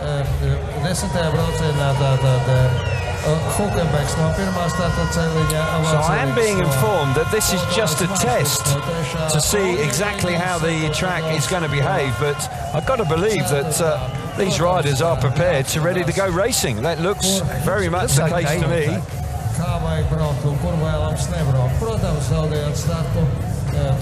So riders are making their way around to the tapes, but while they're doing that, let's get some reaction with Abby and Greg. Greg, this is strange that the riders are getting a test lap. Yeah, it's really strange. I haven't seen that in all the years of my GP stuff. It's kind of cool though. It's a safety thing too, so these guys get a little reassurance that the track's going to be okay when they go racing into the first corner. So they're only letting them ride around though. They're not letting them actually do a hot lap, it looks like, unless they're going to let them go. I don't know. This is a surprising night. Who knows what will happen? Back to you. I want to race again. Okay, well, Greg wants to get back out there. He wants to get back in his Kevlars, but that was very odd indeed. I don't think that really did anybody any good at all. The only way you're going to know whether this track is ready to race is by racing on it. Heat number 10. We are about to find out indeed, Chris. And riders are at tapes. What a moment for Bartosz Zmarzlik. Gate number 3, totally different conditions. We've had a monsoon. We've had a biblical shower come through. And the lineup for heat number 10. Hülkenberg's on the inside in the red helmet colour. Martin Vaslik on a change of equipment, gate number 2 in blue. Zmarzlik will start from gate 3 in white. And Kostakov's a wild card, goes from the outside in the yellow helmet colour. What's going to happen here? I tell you what, you have got to make a start. I've got to believe that Kai Hülkenberg is in the right place. And Les Zmarzlik, that man, the championship leader, he's got 4 points from 2 rides. He's got 2 gate 3s to come, including this one. Here we go then, green lights on, tapes are up, and we're roaring into the first turn. And how about that? Defies all the logic, files himself to the front. Zmarzlik's out in front. Kostakov's around the outside, he slips into second place. Track behaving at the moment, Vaslik back in third. Hülkenberg off the inside, he's at the back. But Bartosz Zmarzlik, no problem out of gate number 3. No, I'm absolutely certain that he went to the start line with a positive mindset. It said, right, the rain, the track conditions, all the prep, it's changed everything. Gate 3 now may not be as bad as it was, and it certainly wasn't. He made the bike work nicely. Kostakov's not letting him go. He's just creeping around the inside. Got to say, track behaving beautifully though. Kostakov's is faster than Zmarzlik. Bike's putting his arms off. Hülkenberg is tailed up from the back. But out in front, Bartosz Zmarzlik, he will move on to 7 points from 3 outings. Less than a lap to go. We're at the back looking at Hülkenberg, but this man, the world champion, the championship leader, being put under some pressure by Kostakovs. Good ride from him. Track has behaved well. Heat number 10. How about that? Everybody delighted to see the action back on. Zmarzlik coming through very nicely indeed. Showed a clean pair of heels. Brilliant start. Look at the time. Sensible time. Yeah, 64.8. Track did behave very well indeed. So congratulations to everybody concerned. Superb effort. Zmarzlik 3 points out in front. 2 points for Kostakovs in second place. Vaslik back in third, 1 point. And Hülkenberg misses out in heat number 10. How about this? Bartosz Zmarzlik must have been a bit concerned, but I'll tell you what, he didn't show it here, did he, in heat number 10? No, I think the conditions have played right into his hands here. He's got 2 gate 3s. This is the first of them, and he comes to the start line, positive mindset, and it works for him, an absolute treat. Makes a great start. So does Kostakovs off the outside. Yeah. As you can see there, the bike up in the air, so gate 4 hasn't lost any of its traction, and he looks to go right round the outside. He realises Martin Vaslik's there, just tries to stop him, and then cuts back to the inside. Wise move, couldn't get caught on the outside of Zmarzlik. He was going to get filled in. He had to make that move back to the inside. Bartosz not overly fast, but out front, 3 points. Yep, job done. And moving along nicely, 2 race wins and a 3rd place. He moves on to 7 points from 3 outings, right alongside Robert Lambert.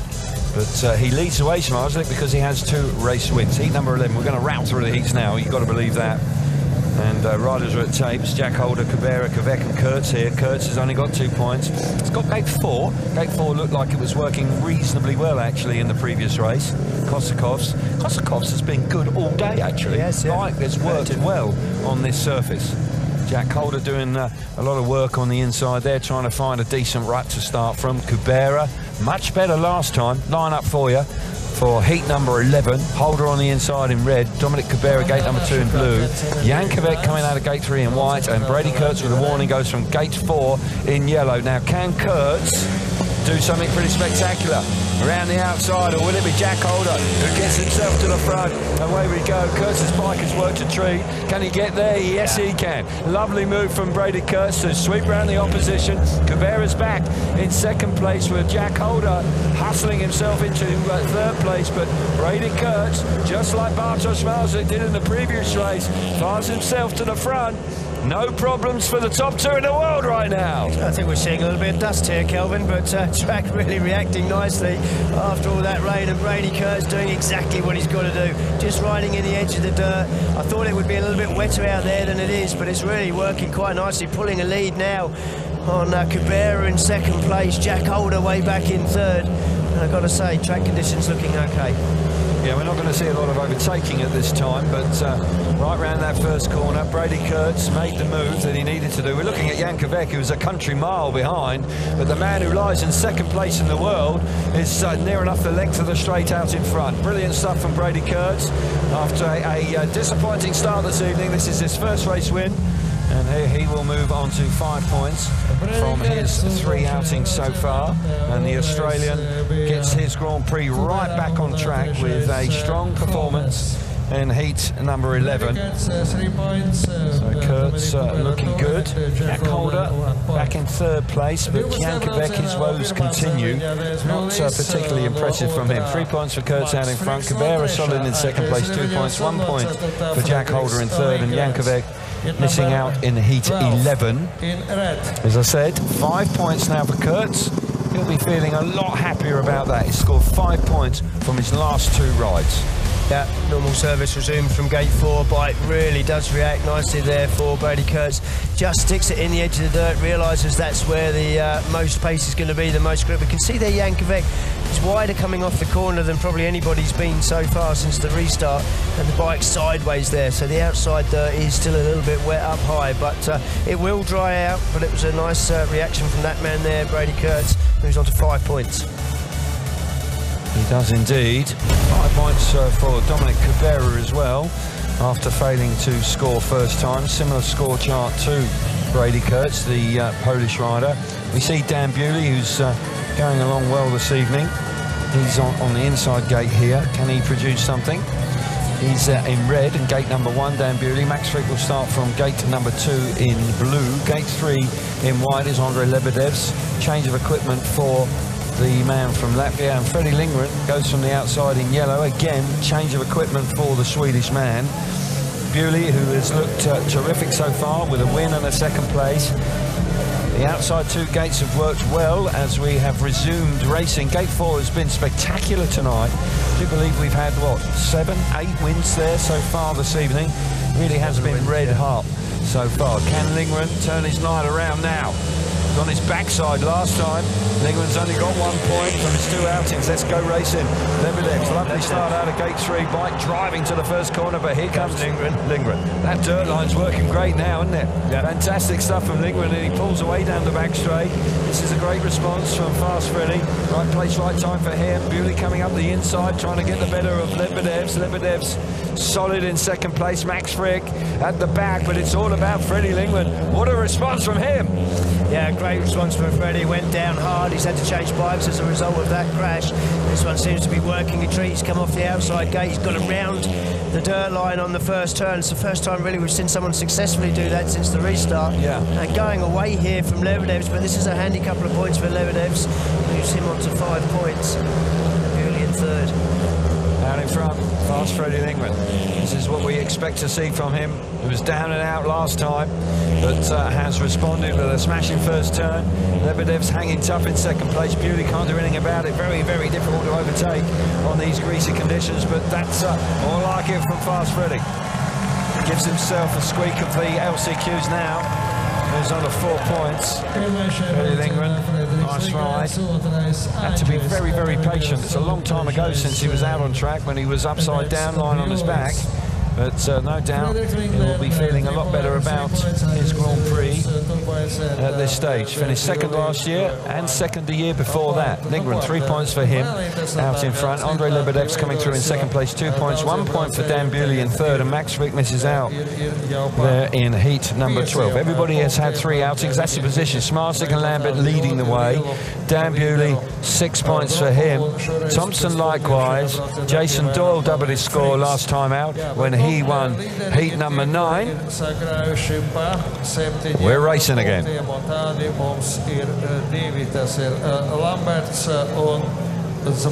So that's the position with everybody completing 3 rides this evening.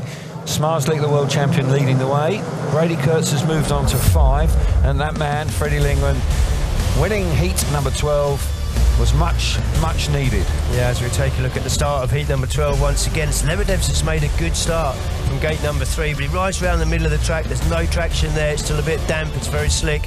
And Freddie Lindgren's gone straight to the dirt line. He's got his wheels in line and really has generated lots and lots of speed on the opening lap down the back straight. I've got to say, I think he'll be very happy with the second bike. It certainly seems to be working a treat for him there. Indeed it is, and Freddie Lindgren will have a track grading, but I don't believe we're going to have a big delay here. And Freddie Lindgren is actually going to be out in heat number 13 straight away. He'll be off gate number 1. Abby's down there. She's going to be joined by Robert Lambert. Robert, you've had a long time to wait between your 2 heats. Yeah, it was. I was caught in the storm in the last race, and probably by a bit of luck, there's a few races in between, and track can turn over a bit, and it looks pretty good out there now. So yeah, hope for some good racing towards the end. And it's been going so well for you so far tonight, Robert. Yeah, it's been a steady start, so let's keep pushing. Starts are going to be at a premium. You were in the mix this time 12 months ago, but the starts were eluding you. Could this be the night? Yeah, well, I'm making half decent starts tonight, so yeah, we just keep focus on that, and you know, I know how to race on the technical bumpy track like this, so that's in my advantage as well. And mindset-wise, Robert, having that sort of delay, just keeping it in the game, how tricky is that? Oh, it's fine, you know. I see the race card and see there's a few races I can watch, so yeah, we're warmed up, we're ready to go, and let's get back on track. Go for it tonight. Thanks. So good to hear from a very positive thinking Robert Lambert. Good to see that. Hasn't always been the case this year. Looks like it's been hard yards at times in 2025, but so far this evening he is going along quite nicely indeed. He sits just behind Bartosz Zmarzlik. They're both on 7 points, but Zmarzlik leads the way as a consequence of winning 2 races here this evening. 2 seconds and a win for Robert Lambert so far tonight. Dan Bewley in third right now, and he is on 6 points. So let's have a look at the gate success. 8 wins from gate number 4. Incredible. Gate number 1, just 1 win. 1 win from gate 2, 2 from gate number 3. But that gate 4 really has been a revelation, and as a consequence, 29 points scored. 13 scored from gate 3 and gate number 2, and 17 points scored from the inside gate. So yeah, it's very different from last night. At this stage last night, I'm not sure how many race wins there was from gate 4. Maybe a couple, 2 or 3 maybe. It was only in this block between 9 and 12 that gate 4 and gate 3 actually scored decent points. Right, yeah, but it has been quite different here this evening. Got to say that Phil Morris just keeping an eye on the track as we speak. Guten Abend, Deutschland! We know there are a lot of German fans today in Riga, and we are getting ready to race again. So heat 13 won't be too far away. Freddie Lindgren won heat 12. He's back out in heat number 13 off the inside gate this time. can he buck the trend for certainly the inside gate is not working particularly well this evening. Quite sure why that is, but it is very much the case. Kai Hülkenberg, who's not having the night, but Brady Kurtz is back out, and he'll be looking forward to that. Right, here's the next 4 races for you. Heat number 13, Lingman and Kurtz going head-to-head with Jason Doyle. Now, keep an eye out for Doyle. He's going well tonight. Kosakovs is also doing a good job. He's out in heat number 14 with Bewley, Holder and Mikkelsen. Thompson on 6 points. He's having a really good Grand Prix. Kvek, Lebedev's on 5. Martin Vaslik disappointing with 1 point. Kubera, Lambert, Maxvik and Bartosz Zmarzlik, heat 16. That's a tear-up. That is a strong race. Good old-fashioned tear-up. It is indeed. And Bartosz Zmarzlik off the outside will be delighted if he can pick up a win there. And heat number 16. I think the problem with the inside gates after the rain break was that all the track grading moved all the water down to the inside. I think the ruts that were there all filled up with the wet dirt. I think that's why it's been difficult. They may come back towards the end of the night, I think. Well, Freddie Lingman will be hoping it's going to come right back now, because that's where he finds himself in heat number 13. Brady Kurtz, a terrific win in heat number 11. He's back out here, coming out of gate number 3. Can he do what Zmarzlik did? A win last time. Looks like could have been a bit of a shift in momentum for him. 5 points from 3 outings and a couple to go. Just trying to work out what you're going to need to go straight to the final. Lambert and Zmarzlik on 7 points. I would say 12. Yeah. 12, I think, could well be 12, a number that could well be see you through to the grand final without having to go through the LCQ. New format 2025, the top 2 from the qualifying races go straight to the final. Then we have 2 LCQ races, and only the winners actually qualify for the final. Now, when we see everybody dropping points as they are tonight, it's a much higher scoring scrap for those LCQs. Yes, that's right. 6 points possibly won't be enough tonight. Heat number 13, riders are on their way back round to the tapes, and important points up for grabs, of course. Freddie Lingman with a win in the previous race is right back out here to go racing once again. Brady Kurtz is carrying that warning. Gate number 3 there, just digging around. Kai Hülkenberg. Grand Prix just hasn't been able to get going in the Grand Prix in 2025. He's done a lot of work to try and be mentally prepared for Grand Prix, but it doesn't seem to happen. But he does have the challenge next weekend in Holsted in Denmark. Top 4 will qualify for next year's series.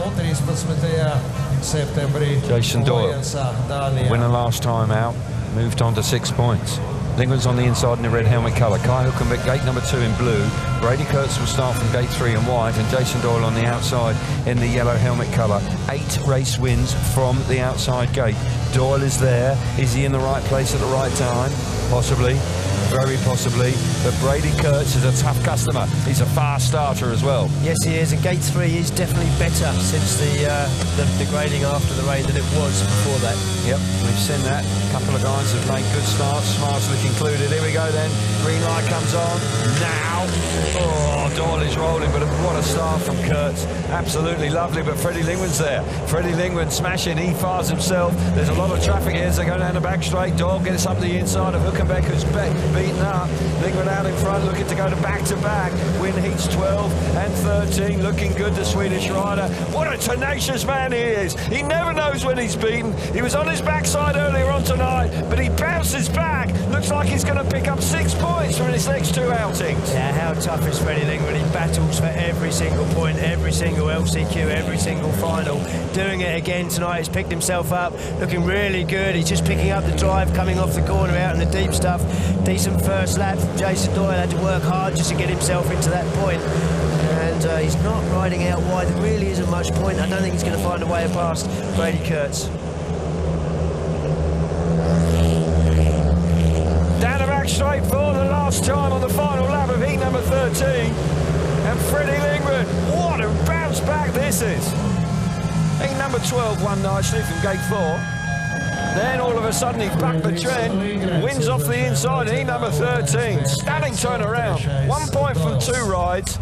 Now he's got 7 from 4, and he is looking forward to finishing with another race win. He comes out for his 5th and final ride, which is not too far away, where he has gate number 3 and heat number 18. But Freddie Lingman, who finished 2nd last year and the previous year as well, has a very good history here. No result for you. We're going straight to the replays. Take it away, Chris. Yeah, Freddie Lingman on the inside. Kurtz there. Good start from gate number 3. Bike lifts on him a little bit longer than he wants it to. Has to work hard then to get around the outside. Kai Hülkenberg, of course, Jason Doyle there, just forces his way down the inside. Hülkenberg wisely backing out of that one. You can see the right elbow go up in the air. Shuts the throttle off. Okay, I'm getting out of the way here for Jason Doyle. And yeah, not an exciting race. A little bit follow the leader. The quickest line is using the dirt line off the corners, and that's what the fast guys are doing. Indeed they are. The result of the race was a win for Freddie Lingman, 3 points for him. Brady Kurtz back in 2nd place. We've got it now. 2 points for him. Jason Doyle back in 3rd, 1 point, and Kai Hülkenberg misses out in heat number 13. Very important race win there for Freddie Lingman. Kurtz going along pretty well. Kurtz has moved on to 7 points from 4 outings. Can't see him making the grand final direct. He's going to have to go through an LCQ, you would think. Zmarzlik, if he can win heat 16, putting a bit more pressure on Brady Kurtz. Big night of Speedway, all sorts of scenarios yet to unfold. Interesting, very interesting indeed. Heat number 14, Jack Holder is out here. Dan Bewley is again as well, and Kostikov's on the inside. The wildcard's going well tonight.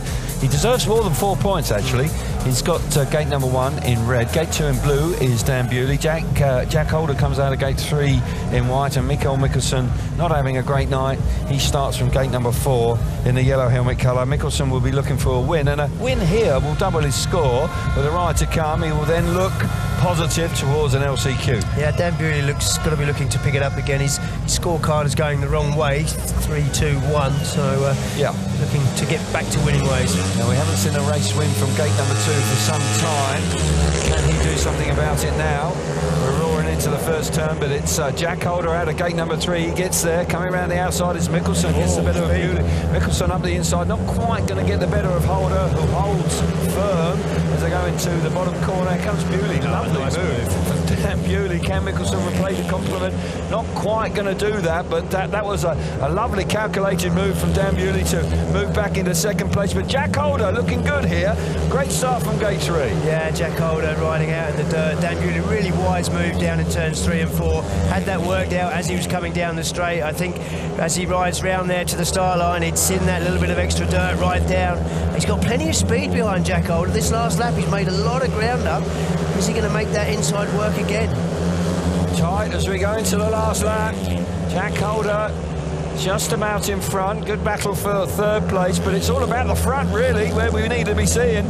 Dan Bewley, 2nd place. This man, important win from him. Bewley not quite going to get there. Jack Holder, that's a good ride at an important time. Holder, who started with a good win in his first ride, was quiet after that with 2 3rd places, but it's much more like it. And he moves on to 8 points now, Jack Holder. So going along okay. 2 race wins, always handy as well. 3 points, Jack Holder. 3 points for Jack Holder as he makes his way back to the pit bay. Gorgeous evening now. Jack Holder, 3 points out in front, 2 points for Dan Bewley in 2nd place. Mikael Mikkelsen coming through into 3rd, 1 point, and Kostikovs misses out in heat number 14. Good ride from Holder, and it needed to be, because Dan Bewley was lurking there and was really threatening in 2nd place. Yeah, Dan went back to the inside and started making a lot of ground up. We can see there the rider in red, Kostikovs, just having a little stab at the start. Here you can see just the tiniest bit of movement as Jack Holder steams away from gate number 3. Mikkelsen at this point looks like he's going to ride right between the 2 of them there. Just has to get off the throttle. Dan Bewley here, you can see his mind working. Right elbow goes up, shuts the throttle off, turns right back to the inside. You can see the fresh dirt down there. Worked an absolute treat for him, and we are hearing that Kostikovs did get a warning for that little bit of movement at the start line. Yep, absolutely. And in the previous race, I believe there was a warning for Jason Doyle as well. So a couple of warnings being handed out in the last couple of races. But I think it's an indication of how the riders are feeling on the start line and how important race wins and getting away to a good start are now after the rain that we encountered, and we had a delay of probably just over an hour. Testament to the track staff. If you joined us now, you wouldn't realise that we'd had any problems with the weather. No, that's very true indeed. Heat number 15 riders are at the tapes, and Anders Thompson is having a really good night, and he's on 6 points. He had a dreadful crash here 2 years ago, but you wouldn't know it from the way he is riding here this evening. Got to give the Danish man a lot of credit. Martin Zmarzlik on the outside gate. He needs something just to happen to get his mojo back. So Anders Thompson on the inside gate in red here for heat number 15. Jankovic is alongside him, and gate number 2, Andrei Lebedevs will start from gate number 3 in white. Yeah, here's the lineup. Thompson, Kvek, Lebedev's gate number 3 in white, and Martin Zmarzlik will go from the outside in the yellow helmet colour. Heat number 15, can Thompson win here? Would be very useful, and he'll put himself right in with a chance of going straight through to the final with a ride to come. Lebedev's the home favourite, of course. 5 points. Really needs to take a little bit of pressure off here with a decent score. First or second, I would suggest. Yeah, it needs to be in the top 2. Here we go. Heat number 15 takes her up now. We're going. Great reaction from Thompson. Can he get there? No. Lebedev's bike has worked a treat to the first turn. Coming around the outside is Martin Zmarzlik. Can he get the better of his teammate? In Gorzhov, no. And Martin Zmarzlik having a look over his shoulder because he's under pressure from Jankovic. But Andrei Lebedevs, this is great news for him. He was kind enough to chat to us while we were having the rain delay, and he's pulling away out in front. Smashing ride. Yeah, home favourite looking good out front. This is what we're used to seeing from Lebedevs around Riga. Scored 14 points in the heats last year. Wants to go further this time around. Went out of the semi-finals, and he has pulled out a decent lead actually on Anders Thompson. Yeah, he's been pretty quick tonight so far. He is indeed showing a good turn of speed here in heat number 15. Lebedevs, who didn't score points in his previous ride, but if he can manage to hang on out in front here with less than a lap to go, Anders Thompson steady away in second place. Martin Zmarzlik a little untidy in third, but this man, he is going to win his second heat of the night. Crowd on their feet, they love it. Rightly so. And Andrei Lebedevs delighting the home crowd with his second race win of the evening in heat number 15, and he will move on to 8 points as a consequence. And that is a significant turnaround. It really is. Very, very close. All of a sudden, out of nowhere, Andrei Lebedevs leads the Grand Prix with 2 wins and a second place. And he's going along very nicely indeed. This is very closely and hotly contested. Anders Thompson back in second place, 2 points for him, 1 point for Martin Zmarzlik. Jankovic misses out. But the 3 points there for Andrei Lebedevs has enabled him to leapfrog everybody, and he finds himself leading the way after heat number 15. Incredible. Yeah, it's great, and with the start line just beginning to even up a little bit, it won't be so crucial to have an early gate pick, although it will be handy to take what you want. Yes. But super start from gate number 3. That really has evened things up on the start line after the rain. And you can see Martin Zmarzlik there just taking a little look over his left shoulder. Doesn't know if Jankovic is going to steam up the inside, but Jan wasn't able to do it. And the race soon settled down, but Lebedevs, this will really settle him down now. 8 points, pressure's off, go out and enjoy himself. But look how close it is. I mean, you've got just 1 point between the top 8. Yeah. Top it's 9. Crazy, isn't it? Top 9, in truth. You've got Jason Doyle in 9th place on 7, and 8 points leads the Grand Prix. Incredible. The last round of heats here this evening is going to be absolutely vital. Every single person's going to need points. Indeed, indeed, indeed. Heat number 16. What a race. What a moment. Championship up for grabs. Robert Lambert having a smashing night, really riding very well indeed. Kubera's having a good night as well.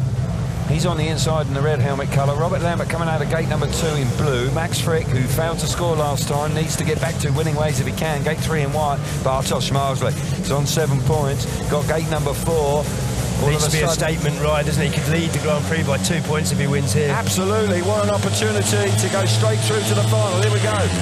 Same start in 8.16. They go charging into the first turn. Kubera's there, around the outside. He has to chop back. Oh, all sorts of traffic for Zmarzlik. Does remarkably well.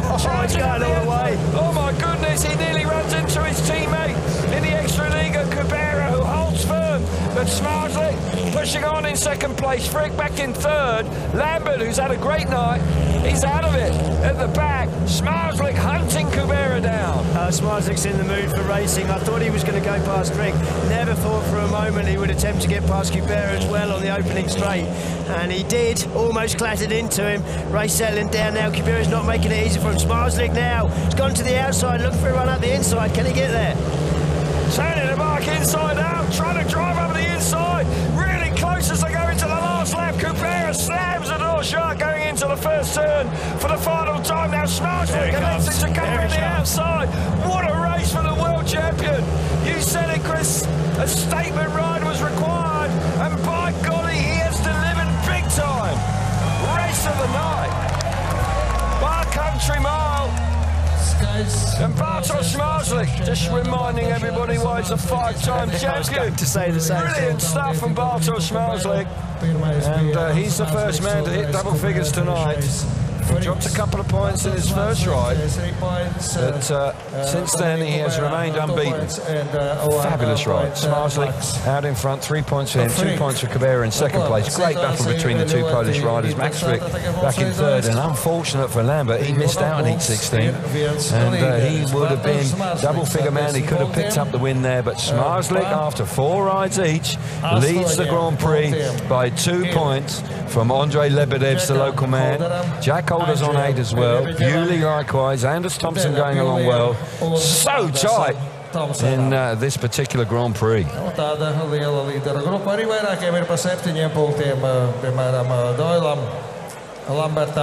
how about that? That really did liven up proceedings. Hasn't been a great night of Speedway, but Bartosz Zmarzlik, well, you can always rely on him. Clearly had the bit between his teeth.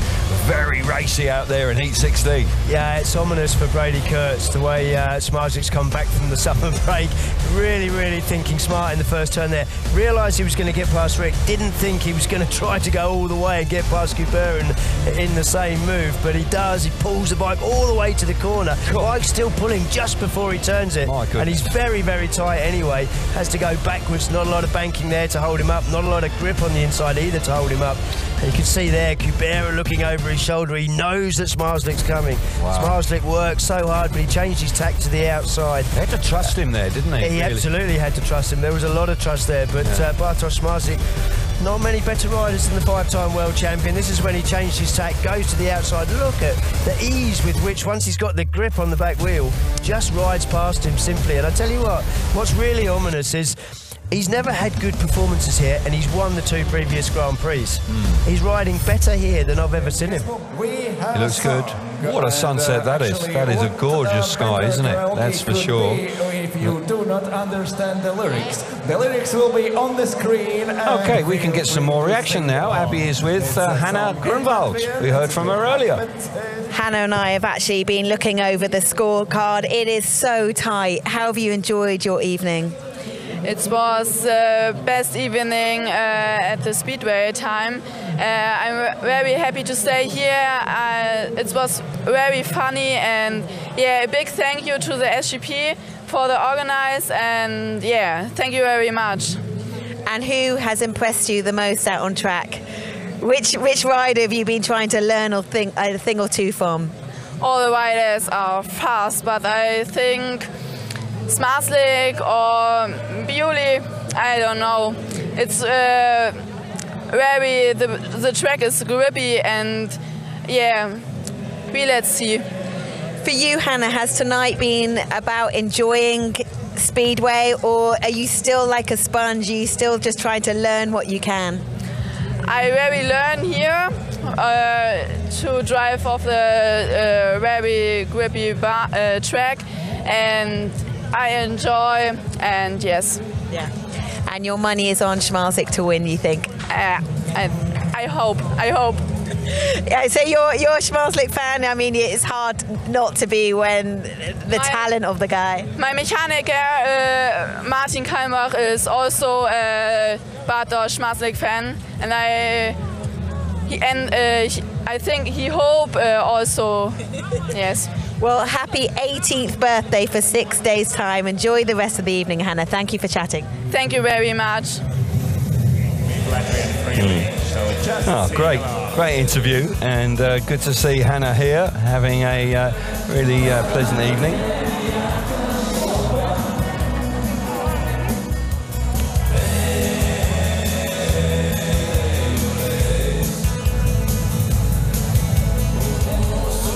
So, former world champion Chris Holder is here, 2012. He won the world championship with a real shootout with Nicky Pedersen that particular year. Quite spicy that was when it came to a conclusion in Torrent. But Chris came through in flying colours, and good to see him. Alongside his brother, he actually supports his brother pretty much all the time when Grand Prix is up and running. Bartosz Zmarzlik is straight back out in heat number 17, so he can actually heap on some pressure once again if he can win heat number 17. And what a lineup it is. It's Doyle, Holder, Zmarzlik, Lebedevs.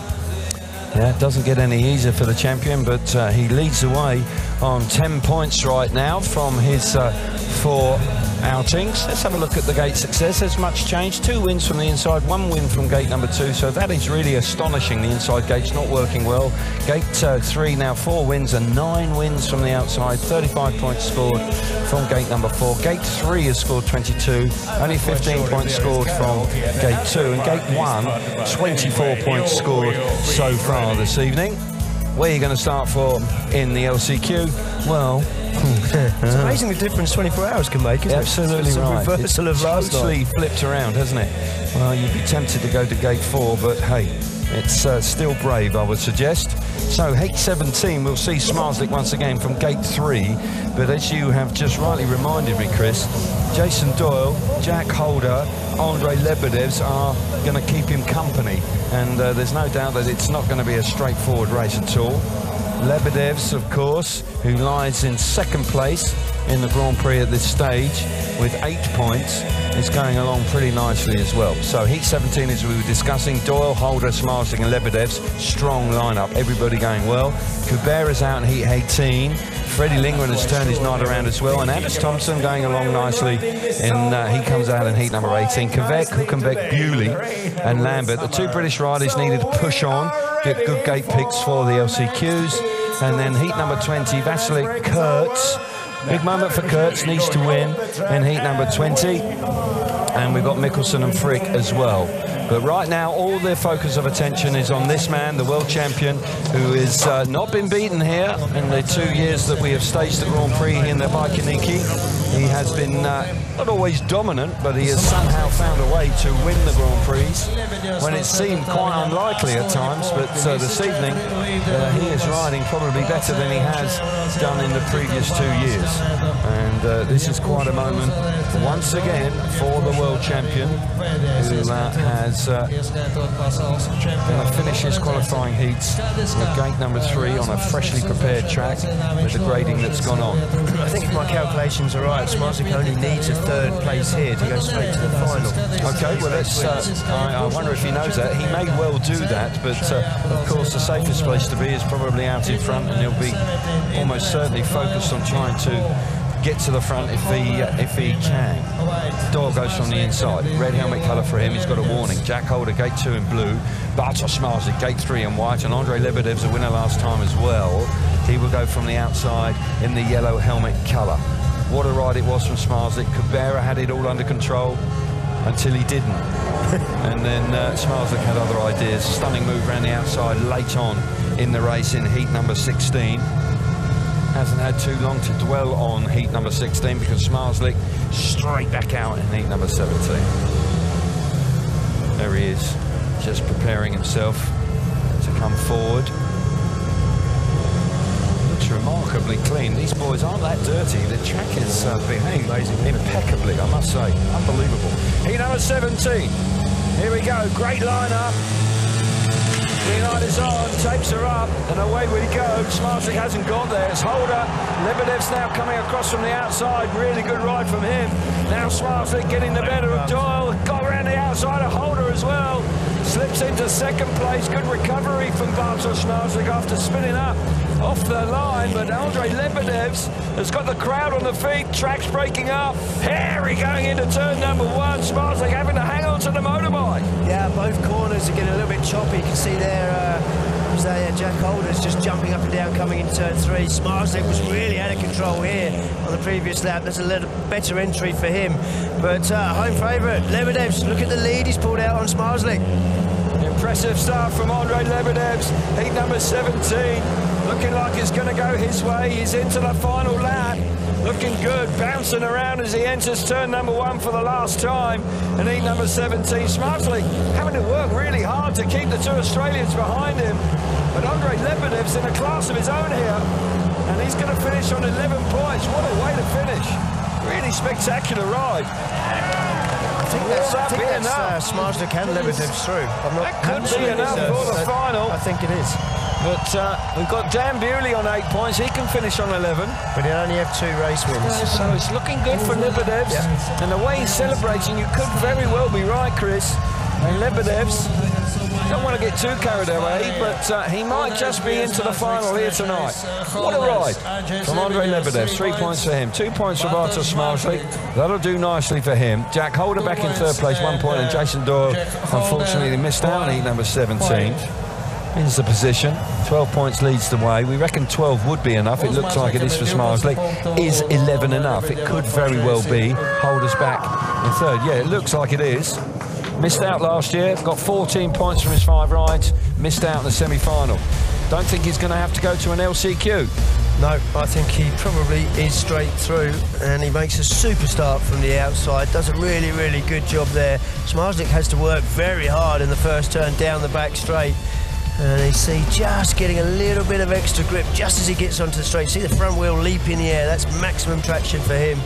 And he manages to just get his nose ahead of Jack Holder, pin it down for a lap. But I tell you what, Lebedev's, look at the fans, they're on their feet celebrating that one. He did look fast. He did, and if he can do that in the final, then who knows, he could win his first Grand Prix, and what a fairy tale it would be if he could do it in front of these fans when he was so disappointed not to have made the final last year. A bit of redemption for the man from Latvia. So heat number 18, Kubera. Kubera's had a pretty good night. He's looking like he's on 7. A win here will finish on 10. Won't make the LCQ, but he'll get the grand final, excuse me, but he'll have a good pick for the LCQ.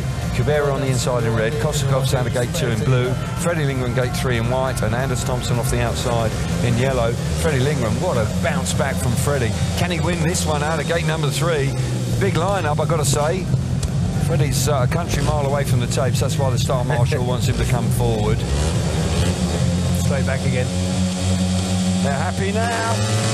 Green light comes on, tapes are up, and they go roaring into the first turn, and it's Kubera on the inside. Great move from Lindgren up the inside. Whoa! Kubera!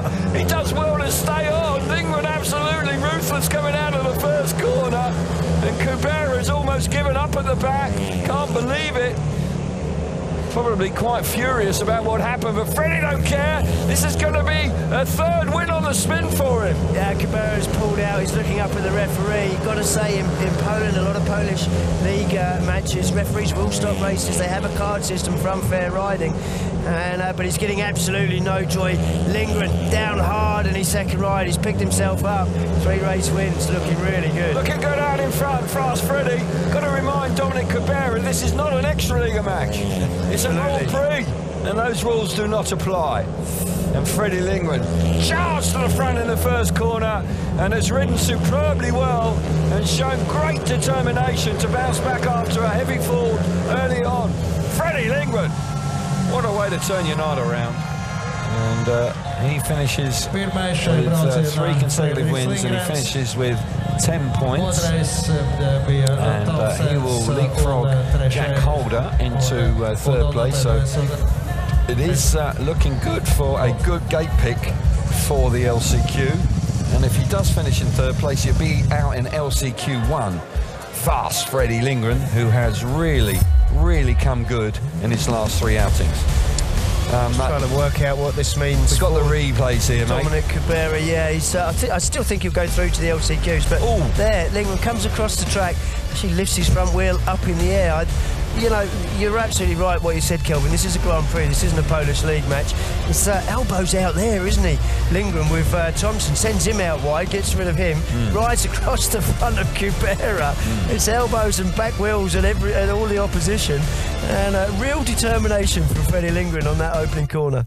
Well, and he's hanging tough, there's no question about that. Dominic Kubera disgusted with what went on, gesturing to the referee, but unfortunately doesn't get any joy.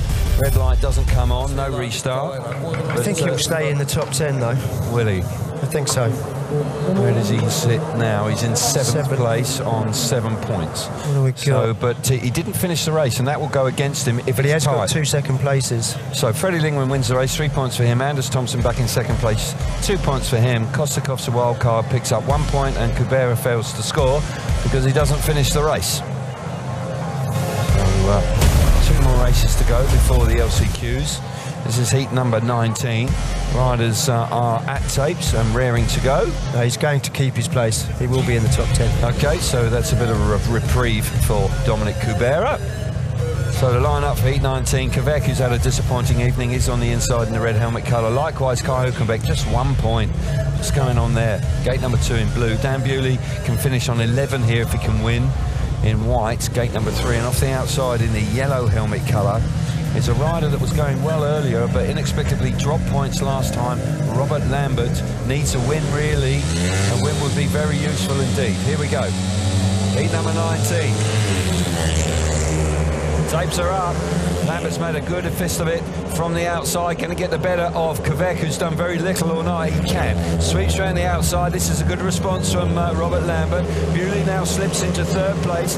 Customary move up the inside. Can he get there? Not quite. Kvek hangs on in 2nd place, but Robert Lambert, lovely silky move. No panic at all, and a really good way to bounce back. But Kvek looks like he's got more pace this time. Yeah, Kvek seems to have turned things around. He's certainly more competitive in this race, but Bewley again using that inside line, hasn't managed to do it. May have shown his hand there. I'm sure Kvek is going to try and protect this 2nd place now. Now you can see Bewley again making a long straight, but he hasn't got the speed at the end of the straight. This is really the only corner that move's working, and I think he's just worn away that little bit of dirt down on the inside now. So into the latter stages of heat number 19.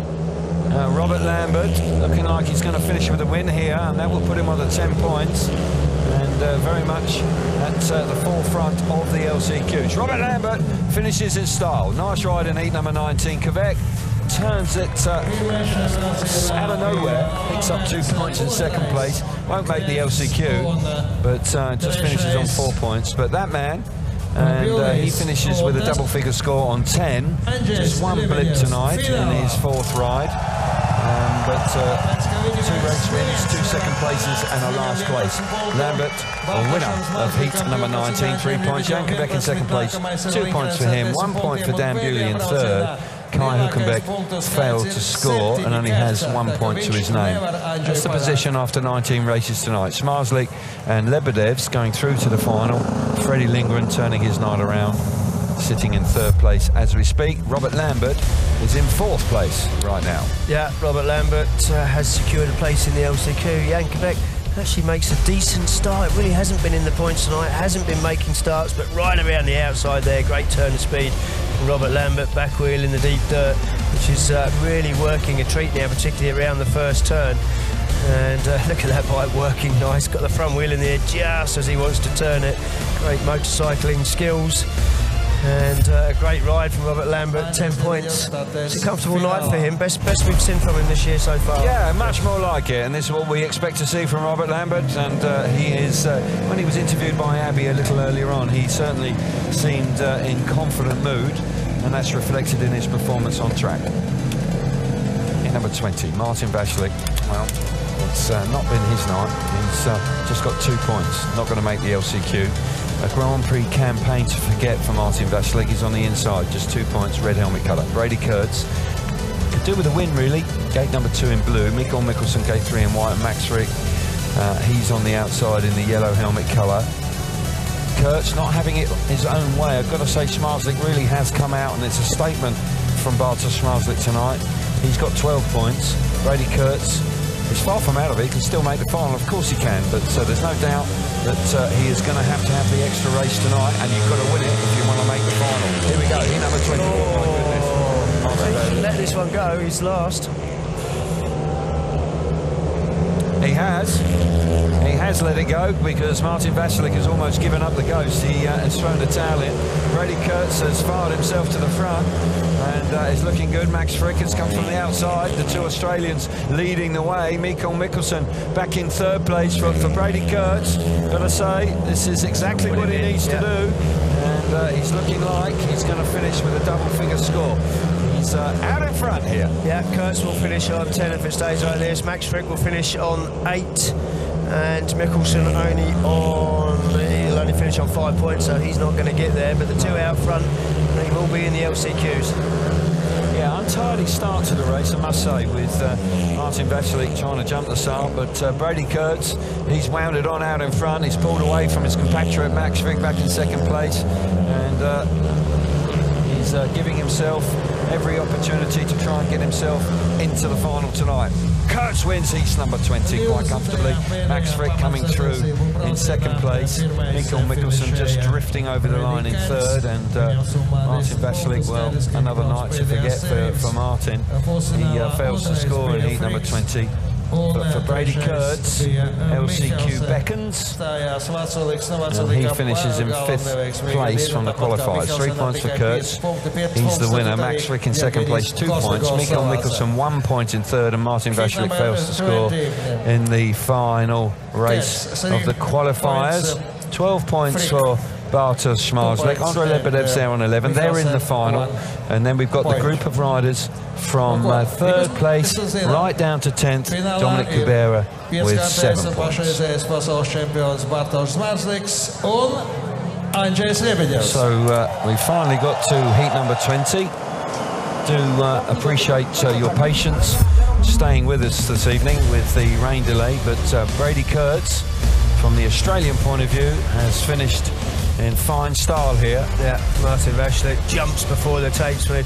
What I do laugh about is he stops because he's moved. He stops even before he gets to the first turn. Great start from Brady Kurtz. Stops there, then looks up to the referee and says, "Why aren't you giving me a second chance?"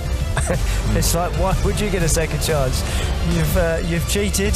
I don't think he meant to. It was just one of those instant reactions that you can have, but he's put himself out.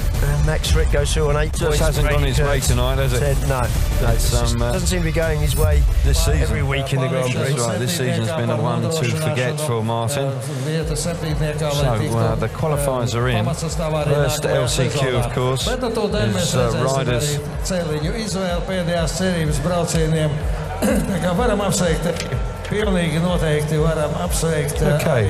we've got a pause. Let's get some more reaction with Abby and Greg. So, Greg, Bartosz Zmarzlik, a statement heat. Poor Dominic Kubera has been beaten up, hasn't he, by Bartek and then by Freddie. Yeah, that's right. I mean, you can see he was obviously looking up to the referee, but I mean, these guys are in, they're all, it's dog eat dog in this business, and we don't have the kind of rules like they do in Poland, of course, in the Grand Prix, but, it's just, you've got to be on your game, you've got to fight for every point you can get, and, there was no crash, so that's a good thing. And for Andrei Lebedev's, it's slight redemption because he's topped the score chart last year and then didn't make the final. He goes straight into the that final. It could be a fairy tale. Hats off to him, right? I mean, he's determined. We've seen him all year and what he did early in the season and where he's at right now. This is an amazing moment for him, and you don't want to say too much because a win in front of his home crowd would be epic. But he has been pretty demonstrative. You really saw how much it meant. Yeah, you can see that, of course. This means a lot to him, and he's waving to the crowd. He's looking at the fans as he comes out of the corner. I mean, that's determination, that's confidence, and that's excitement. The other rider who's not shy and is not short on determination is Freddie Lindgren. Just 3 heat wins when you think that he was down on the deck, and he was down on the deck hard. Yeah, that's right. It looked like he kind of might have bumped his head a little bit there, but it obviously didn't affect him. He's okay, and he's coming back. It's those kind of things rattle his cage, and you don't want to do that to a Freddie Lindgren. So he's out. He wants to be in the final, and he wants to be on top. They all do. So the LCQ is coming up. The first LCQ, we're going to see Lindgren, Thompson, Bewley and Frick. Second LCQ will be Lambert, Kurtz, Holder and Kubera. Who's going to go through to join Zmarzlik and Andrei Lebedev's. not too much longer to wait for that, no doubt about it, but Kurtz will be very keen to try and get through because Zmarzlik is certainly in the driving seat. We saw this in Melilla.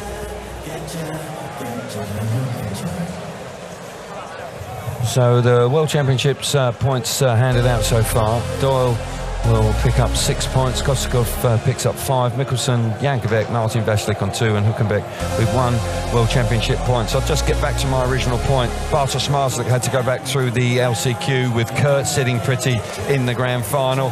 Can Kurtz do it, Chris? Needs to, because Zmarzlik, no question, has come out all guns blazing here in round number 8 in Riga. Yeah, the break's done him the world of good. He's come back, as you say, fighting hard. And yeah, this is an acid test now. For sure for Brady Kurtz to see what he's got to respond with. Yes, absolutely. He has battled hard. He finished with 10 points. He picked up 8 points from his last 3 rides. So he's looking good. LCQ1 coming up for you very shortly. No doubt about that. Lindgren, Thompson, Bewley and Frick. Let's get down to Abbey.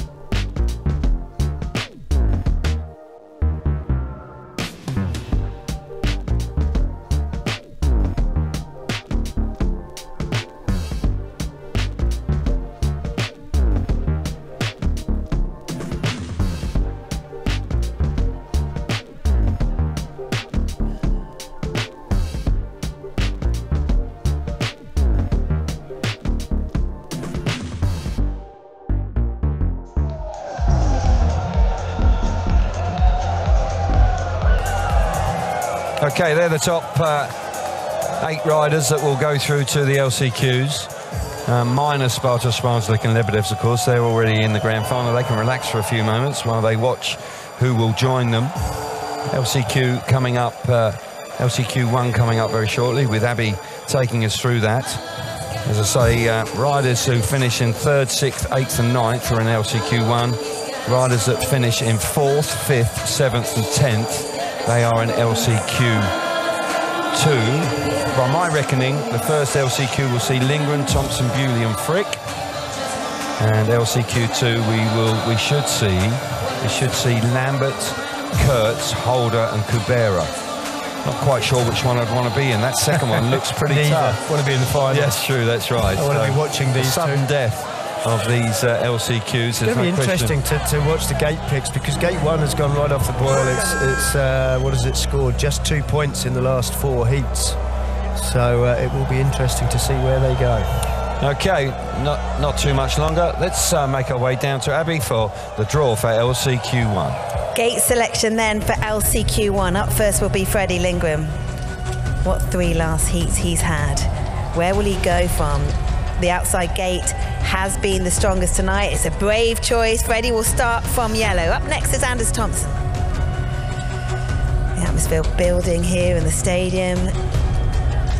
And gate 3 has come good after the rain. He'll start from white. Now for Dan Bewley. The inside gate has dropped off in the last 4 heats.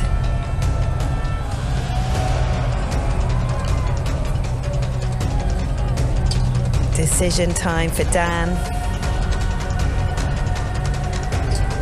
He will start from blue. He'll start from gate 2, which leaves the inside gate red for Max Frick. Line up for LCQ1 then. Frick's on the inside gate. Dan Bewley, gate number 2. Thompson out of gate 3. And Freddie Lindgren going from the outside. That's your line up. Let's get back down to Abbey for the gate choice for LCQ2. Now for LCQ2, first up, Robert Lambert. Will he follow suit for what Freddie's just done, go from the outside gate? He will. He'll start from yellow. Now for Brady Kurtz, second in the world standings. Interesting, he will start from the inside gate. Brady will start from red. Jack Holder, does that leave white, gate 3, which has come good as the evening has progressed? He'll start from white, and Dominic Cabrera will start from gate 2 from blue. Line up for LCQ2 then. Kurtz on the inside gate. Gate number 2 for Cabrera. Jack Holder, gate 3. And Robert Lambert will go from the outside in LCQ2. What a lineup. Can Kurtz do it? Well, we'll see Robert Lambert come through in flying colours. Real tension, real drama ahead here, and quite a significant moment if Kurtz doesn't make it. He needs to, the pressure is on him. The problem of being off gate 1 now. If you get pinned down, it's going to be hard. You're going to come out the first turn last. Yeah, interesting decision. As looking at the results, just 2 points scored in the last 4 races from gate number 1. He'll be hoping to buck that trend. He's capable. He's a good starter, Brady Kurtz. He's backed himself there. You can see the way he strode up to gate number 1. Didn't hesitate. Now, what a moment for Freddie Lindgren. It was looking highly unlikely that he would give himself a half-decent chance of making the final tonight after 2 rides where he had 1 point. And then subsequently, since Heat 12, he's unbeaten. And he's won Heat 12 and 13 back-to-back, and then came out and won Heat 18 in dramatic style. I mean, said it was a ruthless first corner, but by golly, did he mean it? He did, yes. He did.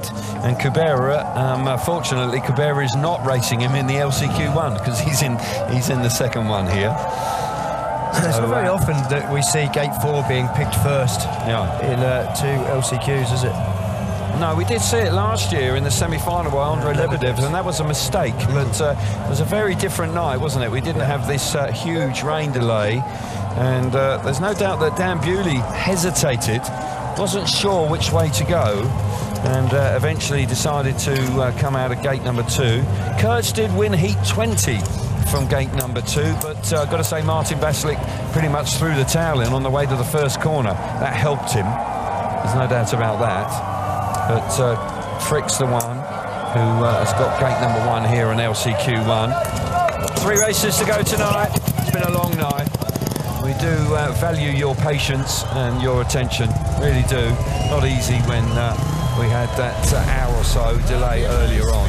But we've got this far, and the track has actually held up pretty well, I must say. It's a bit bumpy out there now, but in truth, considering what's been thrown at it, for that. yeah, we can indeed. So here we go for the first LCQ here in round number 8 in the Bikernieki. Who's going to come out on top? Bewley's had a decent day. He was the best in qualifying earlier on. If he gets away well, I would think he's got the speed to carry him through to the final. He's had 2 finals in the last 2 rounds. He has been on the rostrum. He's finished 3rd in Gorzów and in Melilla. He would dearly love to be in the final again here tonight in Riga. Says he likes the track, enjoys riding it. Frick's on the inside in red. Gate number 2 in blue is Dan Bewley. Anders Thompson, gate number 3 in white, and Freddie Lindgren. Wow, what a night he's enjoying.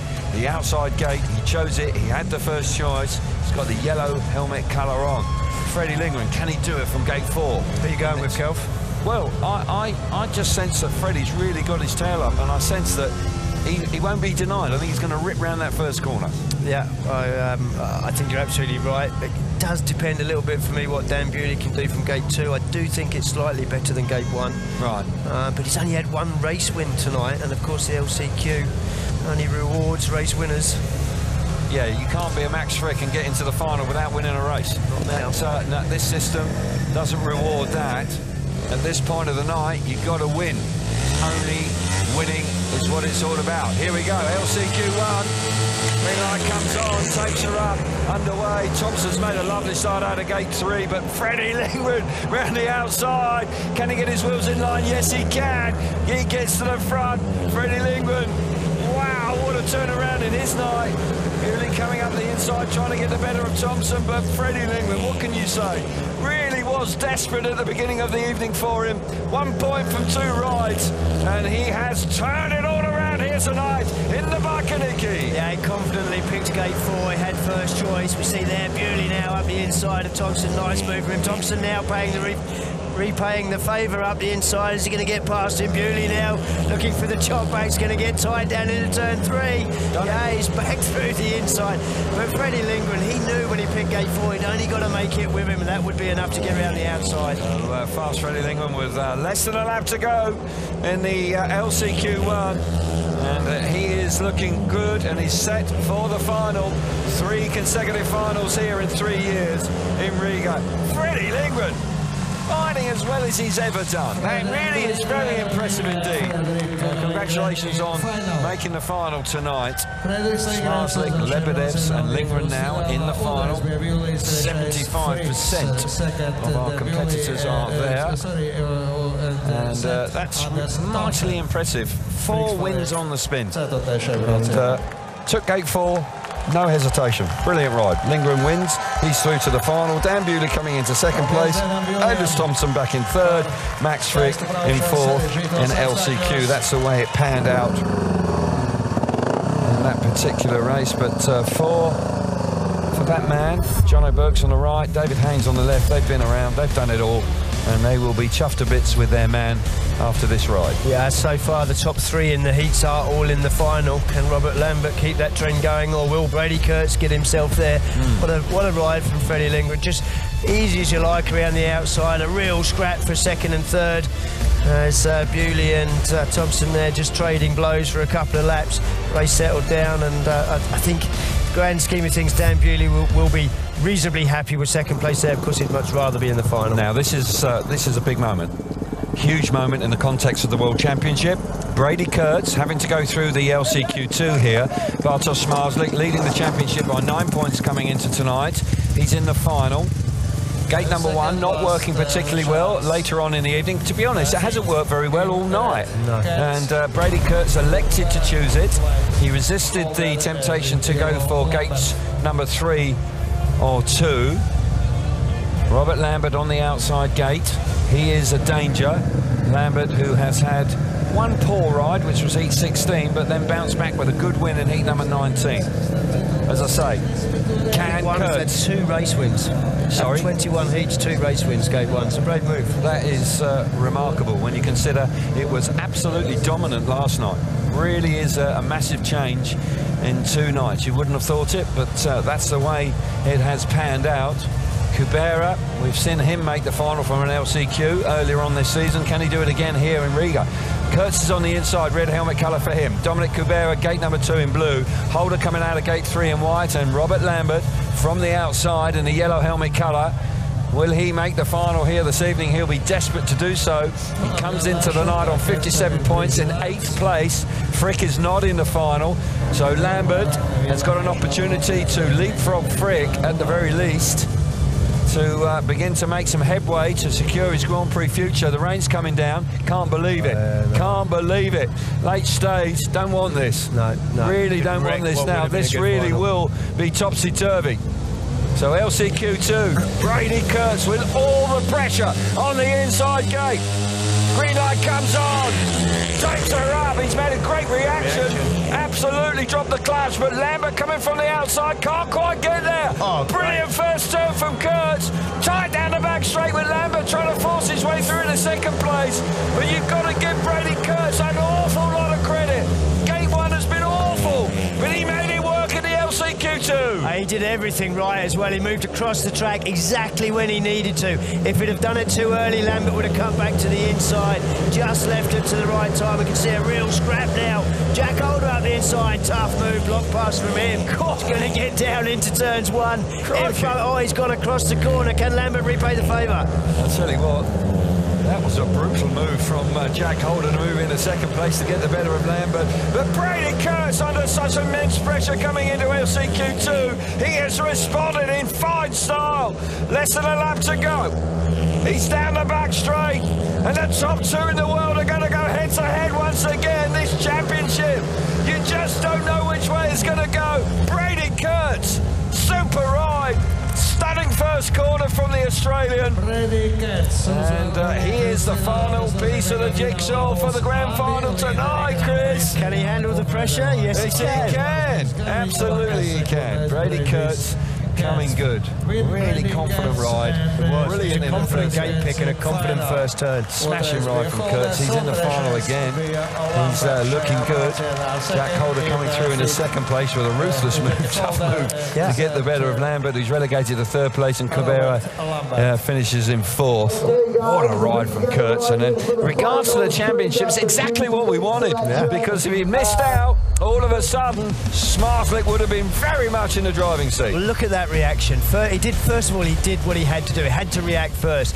Then he just waits to the last minute to move over. If he'd have given Lambert a clear run to cut back, could have been very different. Not for the first time tonight. Cabrera gets completely swallowed up on lap one there as Jack Holder roars in on the inside of him, gives chase to Lambert, but it's all about the man out front.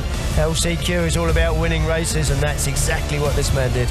Well, there's no doubt that in Melilla, Bartosz Zmarzlik had to go through the LCQ, and he responded to the pressure. It flipped right around for Kurtz here tonight, and there's no doubt that he responded superbly well. So Brady Kurtz makes the final. World Championship points handed out. Holder picks up 12 tonight. Bewley on 11. Robert Lambert picks up 10. He'll be disappointed not to have made the final tonight, Robert Lambert. He's ridden well. Thompson on 9. Good, decent night for Thompson, in truth. Yeah. He'll be relatively pleased. And there's going to be some movement in the championship. But when we come to the end of the night, Dan Bewley, he's moved into third place. But Freddie Lingman's in the final, so that could very well change. And I expect it to. So Bewley almost certainly won't be in third place by the conclusion of the grand final here this evening. It's got really quite exciting at the end of the night. Yes, livened up, it really has indeed. And we've got the gate choice for the grand final here this evening. Bartosz Zmarzlik will have the first choice. Will he go gate 4, or will he reflect on LCQ2 and fancy his chances off the inside, just like Brady Kurtz did? Big decision for Bartosz Zmarzlik, really is. And can he make it a hat-trick of wins here in the Bikernieki? He's been a winner in 23, a winner in 24. He's ridden well tonight, really well, better than he has in the previous 2 seasons. And he's probably still the favourite, but Kurtz is hanging tough, no doubt about that. We've got a championship here, haven't we? It's a real battle. Yeah, 100%. So what a final we have on our hands. First up, it is the defending world champion Bartosz Zmarzlik. He goes straight to the outside gate. He will start from yellow. Home hero Andrei Lebedev's up next. He takes a deep breath and strides towards gate 3 from white. Freddie Lindgren, what a night he's had. Brady Kurtz just got the win from the inside gate. He will go from the inside gate, which leaves Brady in blue. He'll start from gate 2. There we go, the lineup for the grand final. Apologies, we didn't get a cue there for the grand final. Lindgren on the inside, Kurtz gate number 2, Lebedev's gate 3, and Zmarzlik will go from the outside in the grand final of round number 8 of this fabulous championship chase. The top 2 are there. Lebedev's, of course, it will be a fairy tale for him if he could win the grand final tonight. And Lindgren, who has finished second in the last 2 Grand Prix here in the Bikernieki, has done remarkably well to battle his way through to this stage of the evening. Wouldn't be at all surprised to see the same result for a 3rd year running, Zmarzlik Lindgren. Still think Zmarzlik's been quite brave with going gate 4. I didn't think he would hesitate. I knew he would have a very definitive game plan when he walked up. Sure, but we do see Kurtz out of gate 2. He can do it. I think the way he starts, I think he can win from anywhere. Well, that reaction in the LCQ. This man's a danger, you know, out of gate 3. Fabulous. His bike's been working well to the first corner. And when he won his last ride, he made a terrific start. In actual fact, got an idea that he may well have come from that gate number 3, did he? I think he has won a race from gate number 3. He has earlier on. But Lebedev, heat 15 he made a great fist of it in heat number 17 when he actually came from gate 4 to get the better of that man, the world champion. These are the moments that matter. This is when the big points are handed out. And the grand final of round 8 here in the Bikernieki. Tremendous moment. And Bartosz Zmarzlik with a 9-point lead over the Australian Brady Kurtz. Which way will it go, or will it be a really emotional moment? There's no doubt it was very emotional for Andrei Lebedev 12 months ago, where he just missed out. He was so disappointed not to have made the final. He was in tears. Yeah. But this time around, he's made it. You saw what it meant to him. And if you look at his eyes, you just sense that there's a real steely determination about it, trying to win his first Grand Prix here at home. What a special moment. How big would that be? That would be huge for him.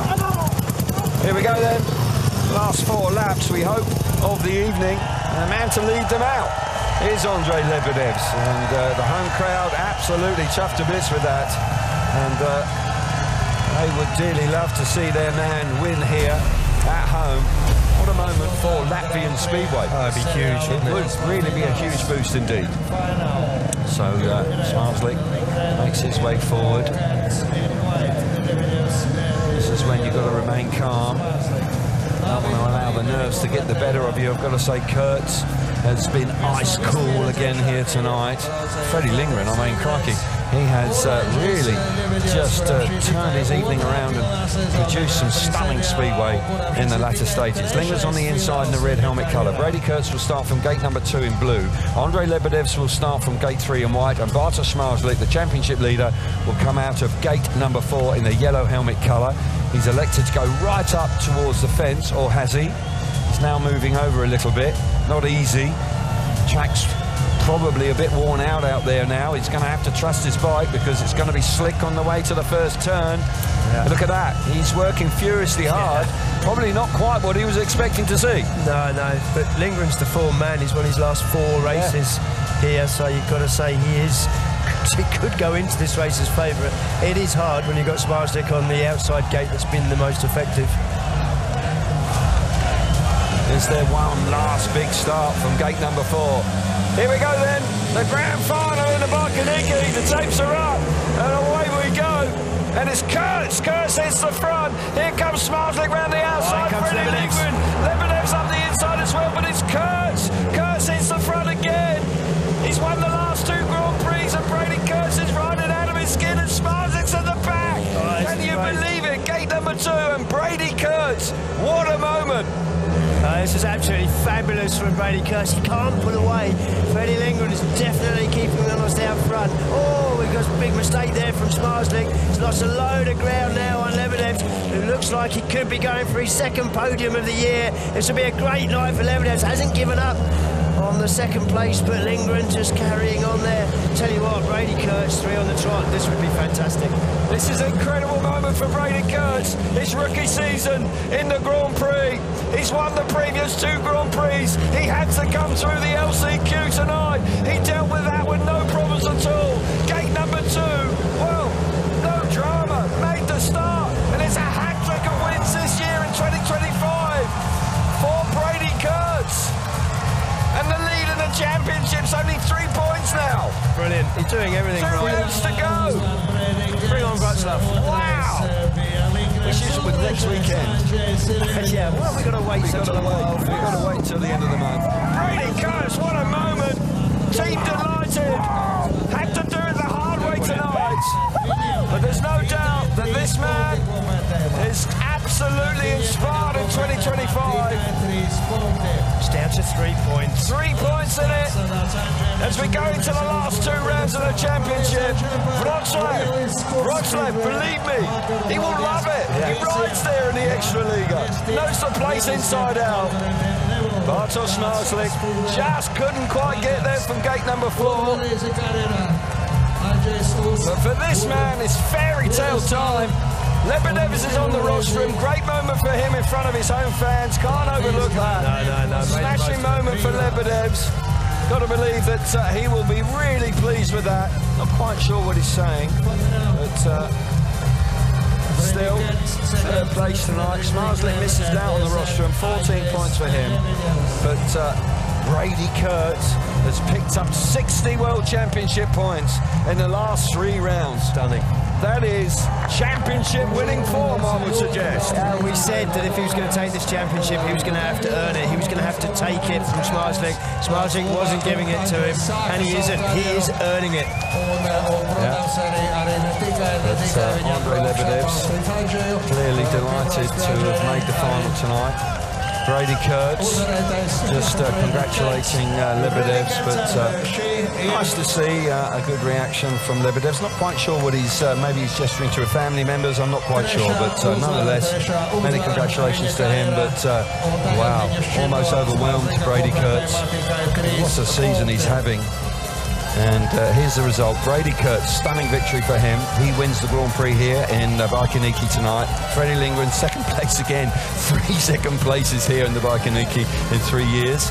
And then you've got Andrei Lebedev's back in 3rd, and Bartosz Zmarzlik finishes in 4th place. Let's watch it again. Yeah, this is a masterclass from Brady Kurtz. Really, when the pressure's on, he is responding absolutely fabulously. Zmarzlik, almost too much grip on the way to the corner. Goes out wide, thought he was going to get a clear run, but of course Brady Kurtz, just as he did in the LCQ, covers that off, goes straight to the dirt line, leaves it to the last minute, gets himself in front. It was a brave move, but he wasn't given a lot of choice on the start line. Gate 2 working a treat for him. Look, the bike up in the air there, is just going forward, deals with Freddie Lindgren first. This is where he then moves across to the outside, picks up that dirt, leaving the corner, gets the extra traction. Zmarzlik at the back, just what Brady Kurtz wants out of this. Yep, stunning result. Andrei Lebedev's certainly looking good there momentarily. I thought he was going to get up the inside just for a moment, but Kurtz was remaining firm and strong out in front. And another stunning performance from the Australian this evening. And this is quite a story. We've been talking about it for quite some time now, and you just can't not talk about it. And this man, with just 3 points behind the leader, Bartosz Zmarzlik, who really has come under fire in the last 3 rounds. Let's say 3 on the spin. It's getting more and more like that 21 title chase, isn't it? 3 wins each now for these two. It's absolutely deja vu once again from 2021 with Artem Luguta and Brady Kurtz. So the World Championship points are handed out. The big points, Kurtz picks up 20, 18 for Lindgren. Lebedev's finished 3rd with 16 and 14 points for Bartosz Zmarzlik this evening.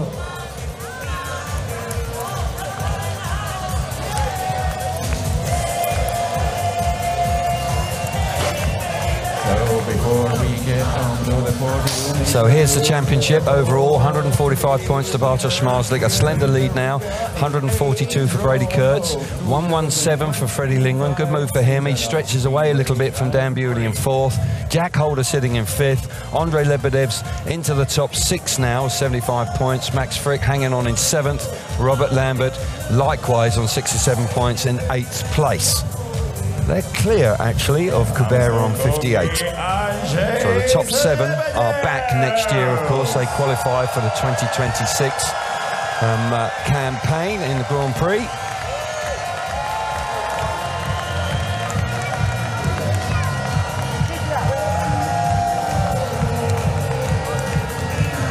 So marvellous scenes there down on the centre green. And Andrei Lebedevs is joining Abby now. And the crowd goes wild, and you have just got your 2nd podium in front of your children and your wife here. Amazing. Amazing, amazing, 100%. I want to win, like I said before meeting my first round here. Incredible night. Kā bija Riga? Vai jums patika? Jā, es atvainojos, es gribēju uzvarēt pirmo posmu šeit Rīgā, bet nu, es domāju, ka 3. vietā arī ir laba, un jūs izbaudījāt šo vakaru ar mani. Un, jā, diemžēl mēs nenoklausīsimies vēl vienu reizi Latvijas himnu, bet, nu ko, cenšamies tālāk, strādājam tālāk, ticam, un viss mums vēl ir priekšā. Tāpēc aicinu visus uz nākošajiem posmiem arī izbraukt ārzemes, un jā, jo ar jūsu atbalstu man liekas, ka man ir drusciņ labāk nekā bez jums. Paldies! A little taster of that in English, just a little taster. Yeah, thank you so much for everyone who come today here, and yeah, I'm really enjoying your support, and of course I want to win here, my first GP in home country, and yeah, but we're looking forward and stay focused for next round, and yeah, hard work pays. Well done. You did well, didn't you? Daddy did you proud. Well done, Andre. Fabulous scenes, lovely scenes actually, with the young children there, good-looking kids as well. And Andrei Lebedev's clearly very proud indeed to have finished third in his home Grand Prix this evening. Missed out on the final last year, but on the rostrum 12 months later. Super performance from Andrei Lebedev's. Okay, let's hear from Freddie Lingman. He's with Abby. Freddie, your determination, your ruthless determination, when you think of those first two heats and you're down on the deck, it was hard, and then to come back here and have the final that you had, but the last few heats just so impressive. Yeah, I know it was a real battle tonight. Obviously, like you say, I had 1 point after 2 rides. The second one, I crashed pretty hard and bagged myself a bit, and didn't look so positive from there on, but dug deep and made a couple of heat wins, made it to the last chance, and yeah, second. I'm really proud of that. How do you dig so deep, Freddie? I don't know. I don't know. It was. It's been. I've had a hard couple of weeks as well in the league racing. So yeah, I don't know how I did it. Well done. Thanks. Yeah, brilliant performance from Freddie Lingman, who has had 3 second places here in 3 consecutive years. A strong performance from the veteran Swedish rider. Okay, Freddie Lingman coming through in fine style. Okay, let's hear from the winner. What a night for him. Brady Kurtz is with Abby. Brady, you've never raced here in Riga. You would never know it. 3 consecutive wins, and that title hunt now just down to 3 points. I didn't know what to say to you the first time we had this conversation, so I definitely don't know what to say now. I think it's been an unbelievable few weeks. My team's been incredible, and yeah, 3 in a row, that's ridiculous. Brady, just what you're showing out on track, when you think of the LCQ, then you had to get a great reaction. You had to go on the outside to not let Lambert pass. And then you had the last gate selection in the final. Just extraordinary. Yeah, I chose 1 in the semi, and no one else really wanted 1. And I thought maybe I'd made the wrong choice, but I knew I could make the start from any gate, and I was actually quietly confident going to the final. I made it off 2 in my last heat, and yeah, I knew it was possible. And yeah, when the tapes went up, I was like, "You've got to be kidding me." Everyone is talking about whether you can withstand the pressure. It just shows that you're doing all your talking on the track. That was my goal at the start of the year. I didn't want to say too much, and yeah, all I wanted to do was focus on the riding, enjoy myself, and I've been enjoying myself. And we go to Wrocław, your home track next.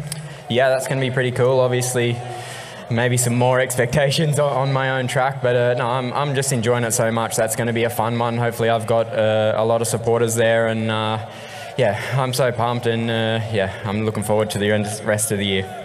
3 back-to-back Grand Prix wins. Your Riga winner, everyone, Brady Kurtz. Yeah, many congratulations. I mean, it is an outstanding run of form, and he really is in... Probably you can see it's almost overwhelming him. He can't quite believe what he's actually producing, but he is producing stunning speedway at the very highest level. And when you're considering he's taking it to a man who is a 5-time world champion, Brady Kurtz, this is some story, and you cannot overstate it. You can't overstate it. It is stunning stuff that he's producing. It is, and it's also a test for Zmarzlik, because he's really not been used to being pushed, is he? Not like this. Well, not for some time. Not since and the 21. last time he got beaten. Yeah. And Artem Laguta managed to get the better of Zmarzlik in 2021. No Artem Laguta in recent times, unfortunately. But Brady Kurtz has turned up, and he has really made a massive impact in the campaign. 3rd place for Andrei Lebedev, as he is overjoyed with that. Freddie Lingman, who's had a tough time, he was explaining to Abby for the last couple of weeks, but His efforts tonight is rewarded for another second place and a big hat full of points, and moves into a relatively comfortable third place with a couple of rounds to go. But there's no doubt the man of the moment, and his third consecutive Grand Prix win here in the Bikernieki, round number 8. Brady Kurtz is back on top of the podium once again. What a run of form it is. And Bartosz Zmarzlik and Brady Kurtz have both won 3 Grand Prix apiece. Very little to choose between the two, but right now the momentum is all with the Australian. And now we have the dignitaries coming forward to award the trophies. We've got Juris Selmars, the chairman of the title sponsor, Olibet, for round number 8 here in Riga. And he has had the pleasure of giving that to the home rider. Special moment for both men. Second place trophy presented by Viestus Kleinbergs is the mayor of Riga. Good to see him here. And he hands over the trophy for the second place man to this evening, Freddie Lindgren. Big smile for Freddie, and rightly so. I mean, he really did dig in tonight. Really impressive. He's got the biggest shovel in the paddock, hasn't he? Knows how to dig. Crikey. He has indeed. Now, this man, once again, is becoming accustomed to winning Grand Prix. The joint presentation, which has become a tradition in 2025. Amanda Costander, the FIM CCP director, and Laura Mansiet, the SGP series director. The joint presentation to the winner, who's become accustomed to doing it, actually. He's really winning for fun these days, and that smile tells you everything. Brady Kurtz, the winner here in the Bikernieki in Riga. And what a way he's done it. He really had to. Started slowly this evening, didn't score in his first ride, but then ends up the winner. National anthem now of Australia.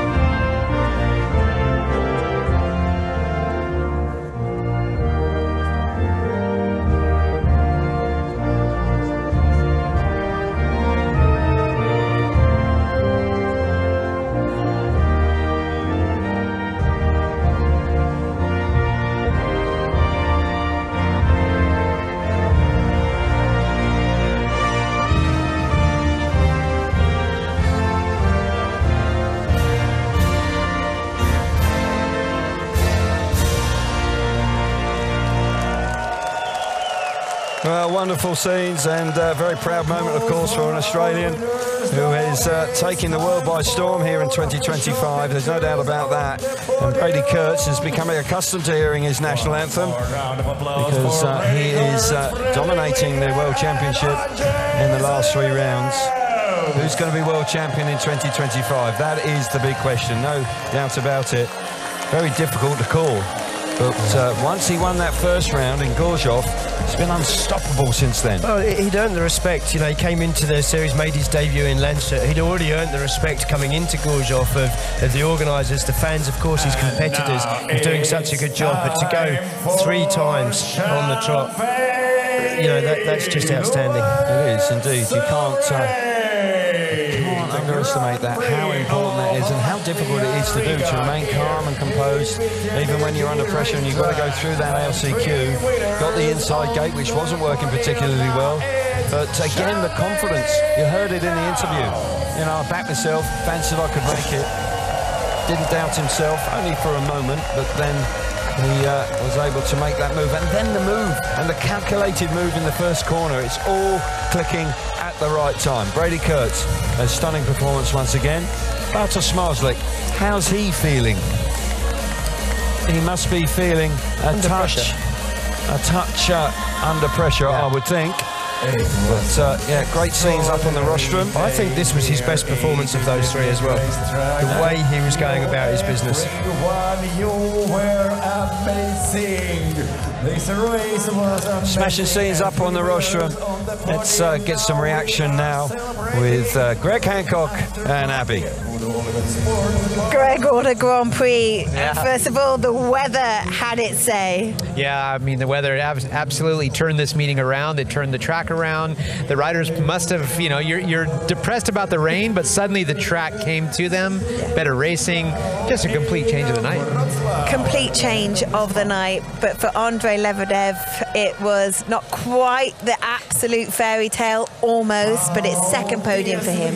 Yeah, second podium in front of his home crowd. You can see the emotions, having his kid on the podium or up there with you for the interview. Absolutely amazing. This kid's still got, he's got a future ahead of him, and he's just trying to show everybody. Yeah, you do feel like he's just making his mark and going, making a trajectory, isn't he? 100%. He's got the look in the eye. He's got a winner's attitude, and he really wants to be successful and a great role model for his country. Winner's attitude. Let's talk more seriously about that. Brady Kurtz, 3 consecutive Grand Prix wins. You feel the momentum's on his side. Absolutely. He said it himself in the interview with you there now. He just like, I was confident I was going to make it from any start tonight, and you could see that. Just his body, his composure when he would release the clutch, it was just so positive that it didn't matter what they threw at him, he was ready for it. And he goes to Wrocław next, which is his home track in the Extraliga. Bartosz has to be rattled, doesn't he? Oh, he for sure he is. You know, you can see that he's determined, and but now when that gap is so close and going to Wrocław, I mean, it's Brady's home track, but will Bartek be there practicing as much as he can when they're not around? I don't know. It's kind of curious, right? He's Polish, but these are the kind of questions you got to ask. However, it doesn't matter. Brady's on a roll, and when you're riding that wave, you just ride that wave, and he's so confident, and I love it. So confident and full of emotion. You feel like, you know, he just wanted to burst in tears in the interview. He's holding it back, but he must be so full of pride. I think his words were, "It's ridiculous, I can't believe I've won again." There's that amazement that is beautifully counteracted with this conviction as well. Yeah, absolutely. Like he said, do your talking on the track. That's what he's doing. Don't say too much. He's not saying much, and he's a quiet killer, man. It's really, really fun to watch. Quiet killer. He's just there. He's out there. He wants to take this title, man. I'm really, really impressed. And yeah, you know, it's fun. We like it. It's rattling the cage, and it's like nobody's running away with this. It could come down to the wire. Yeah, let's hope so. So thank you very much to Abby and Greg on their reflections on the top 3 this evening. Really was a spectacular conclusion. Thank you very much for your patience tonight. Really has been a long night, but the rain delay really was a bit of a spanner in the works, but I do hope that you've stuck with it, because that really was a spectacular conclusion to what was another wonderful night of Speedway for Brady Kurtz. Bartosz Zmarzlik having to go away to lick his wounds. Right, at the end of the month, we move on to round number 9 in Poland in Wrocław. We have the free practice and qualifying at 2 o'clock Central European times. We do have a sprint race, and then the pre-show at 6:30 Central European time, and 7 o'clock for racing. Of course, it's 1 hour earlier in the British time. So yeah, smashing. Thank you for your company. We look forward to your company in Wrocław at the end of August. Good night for now.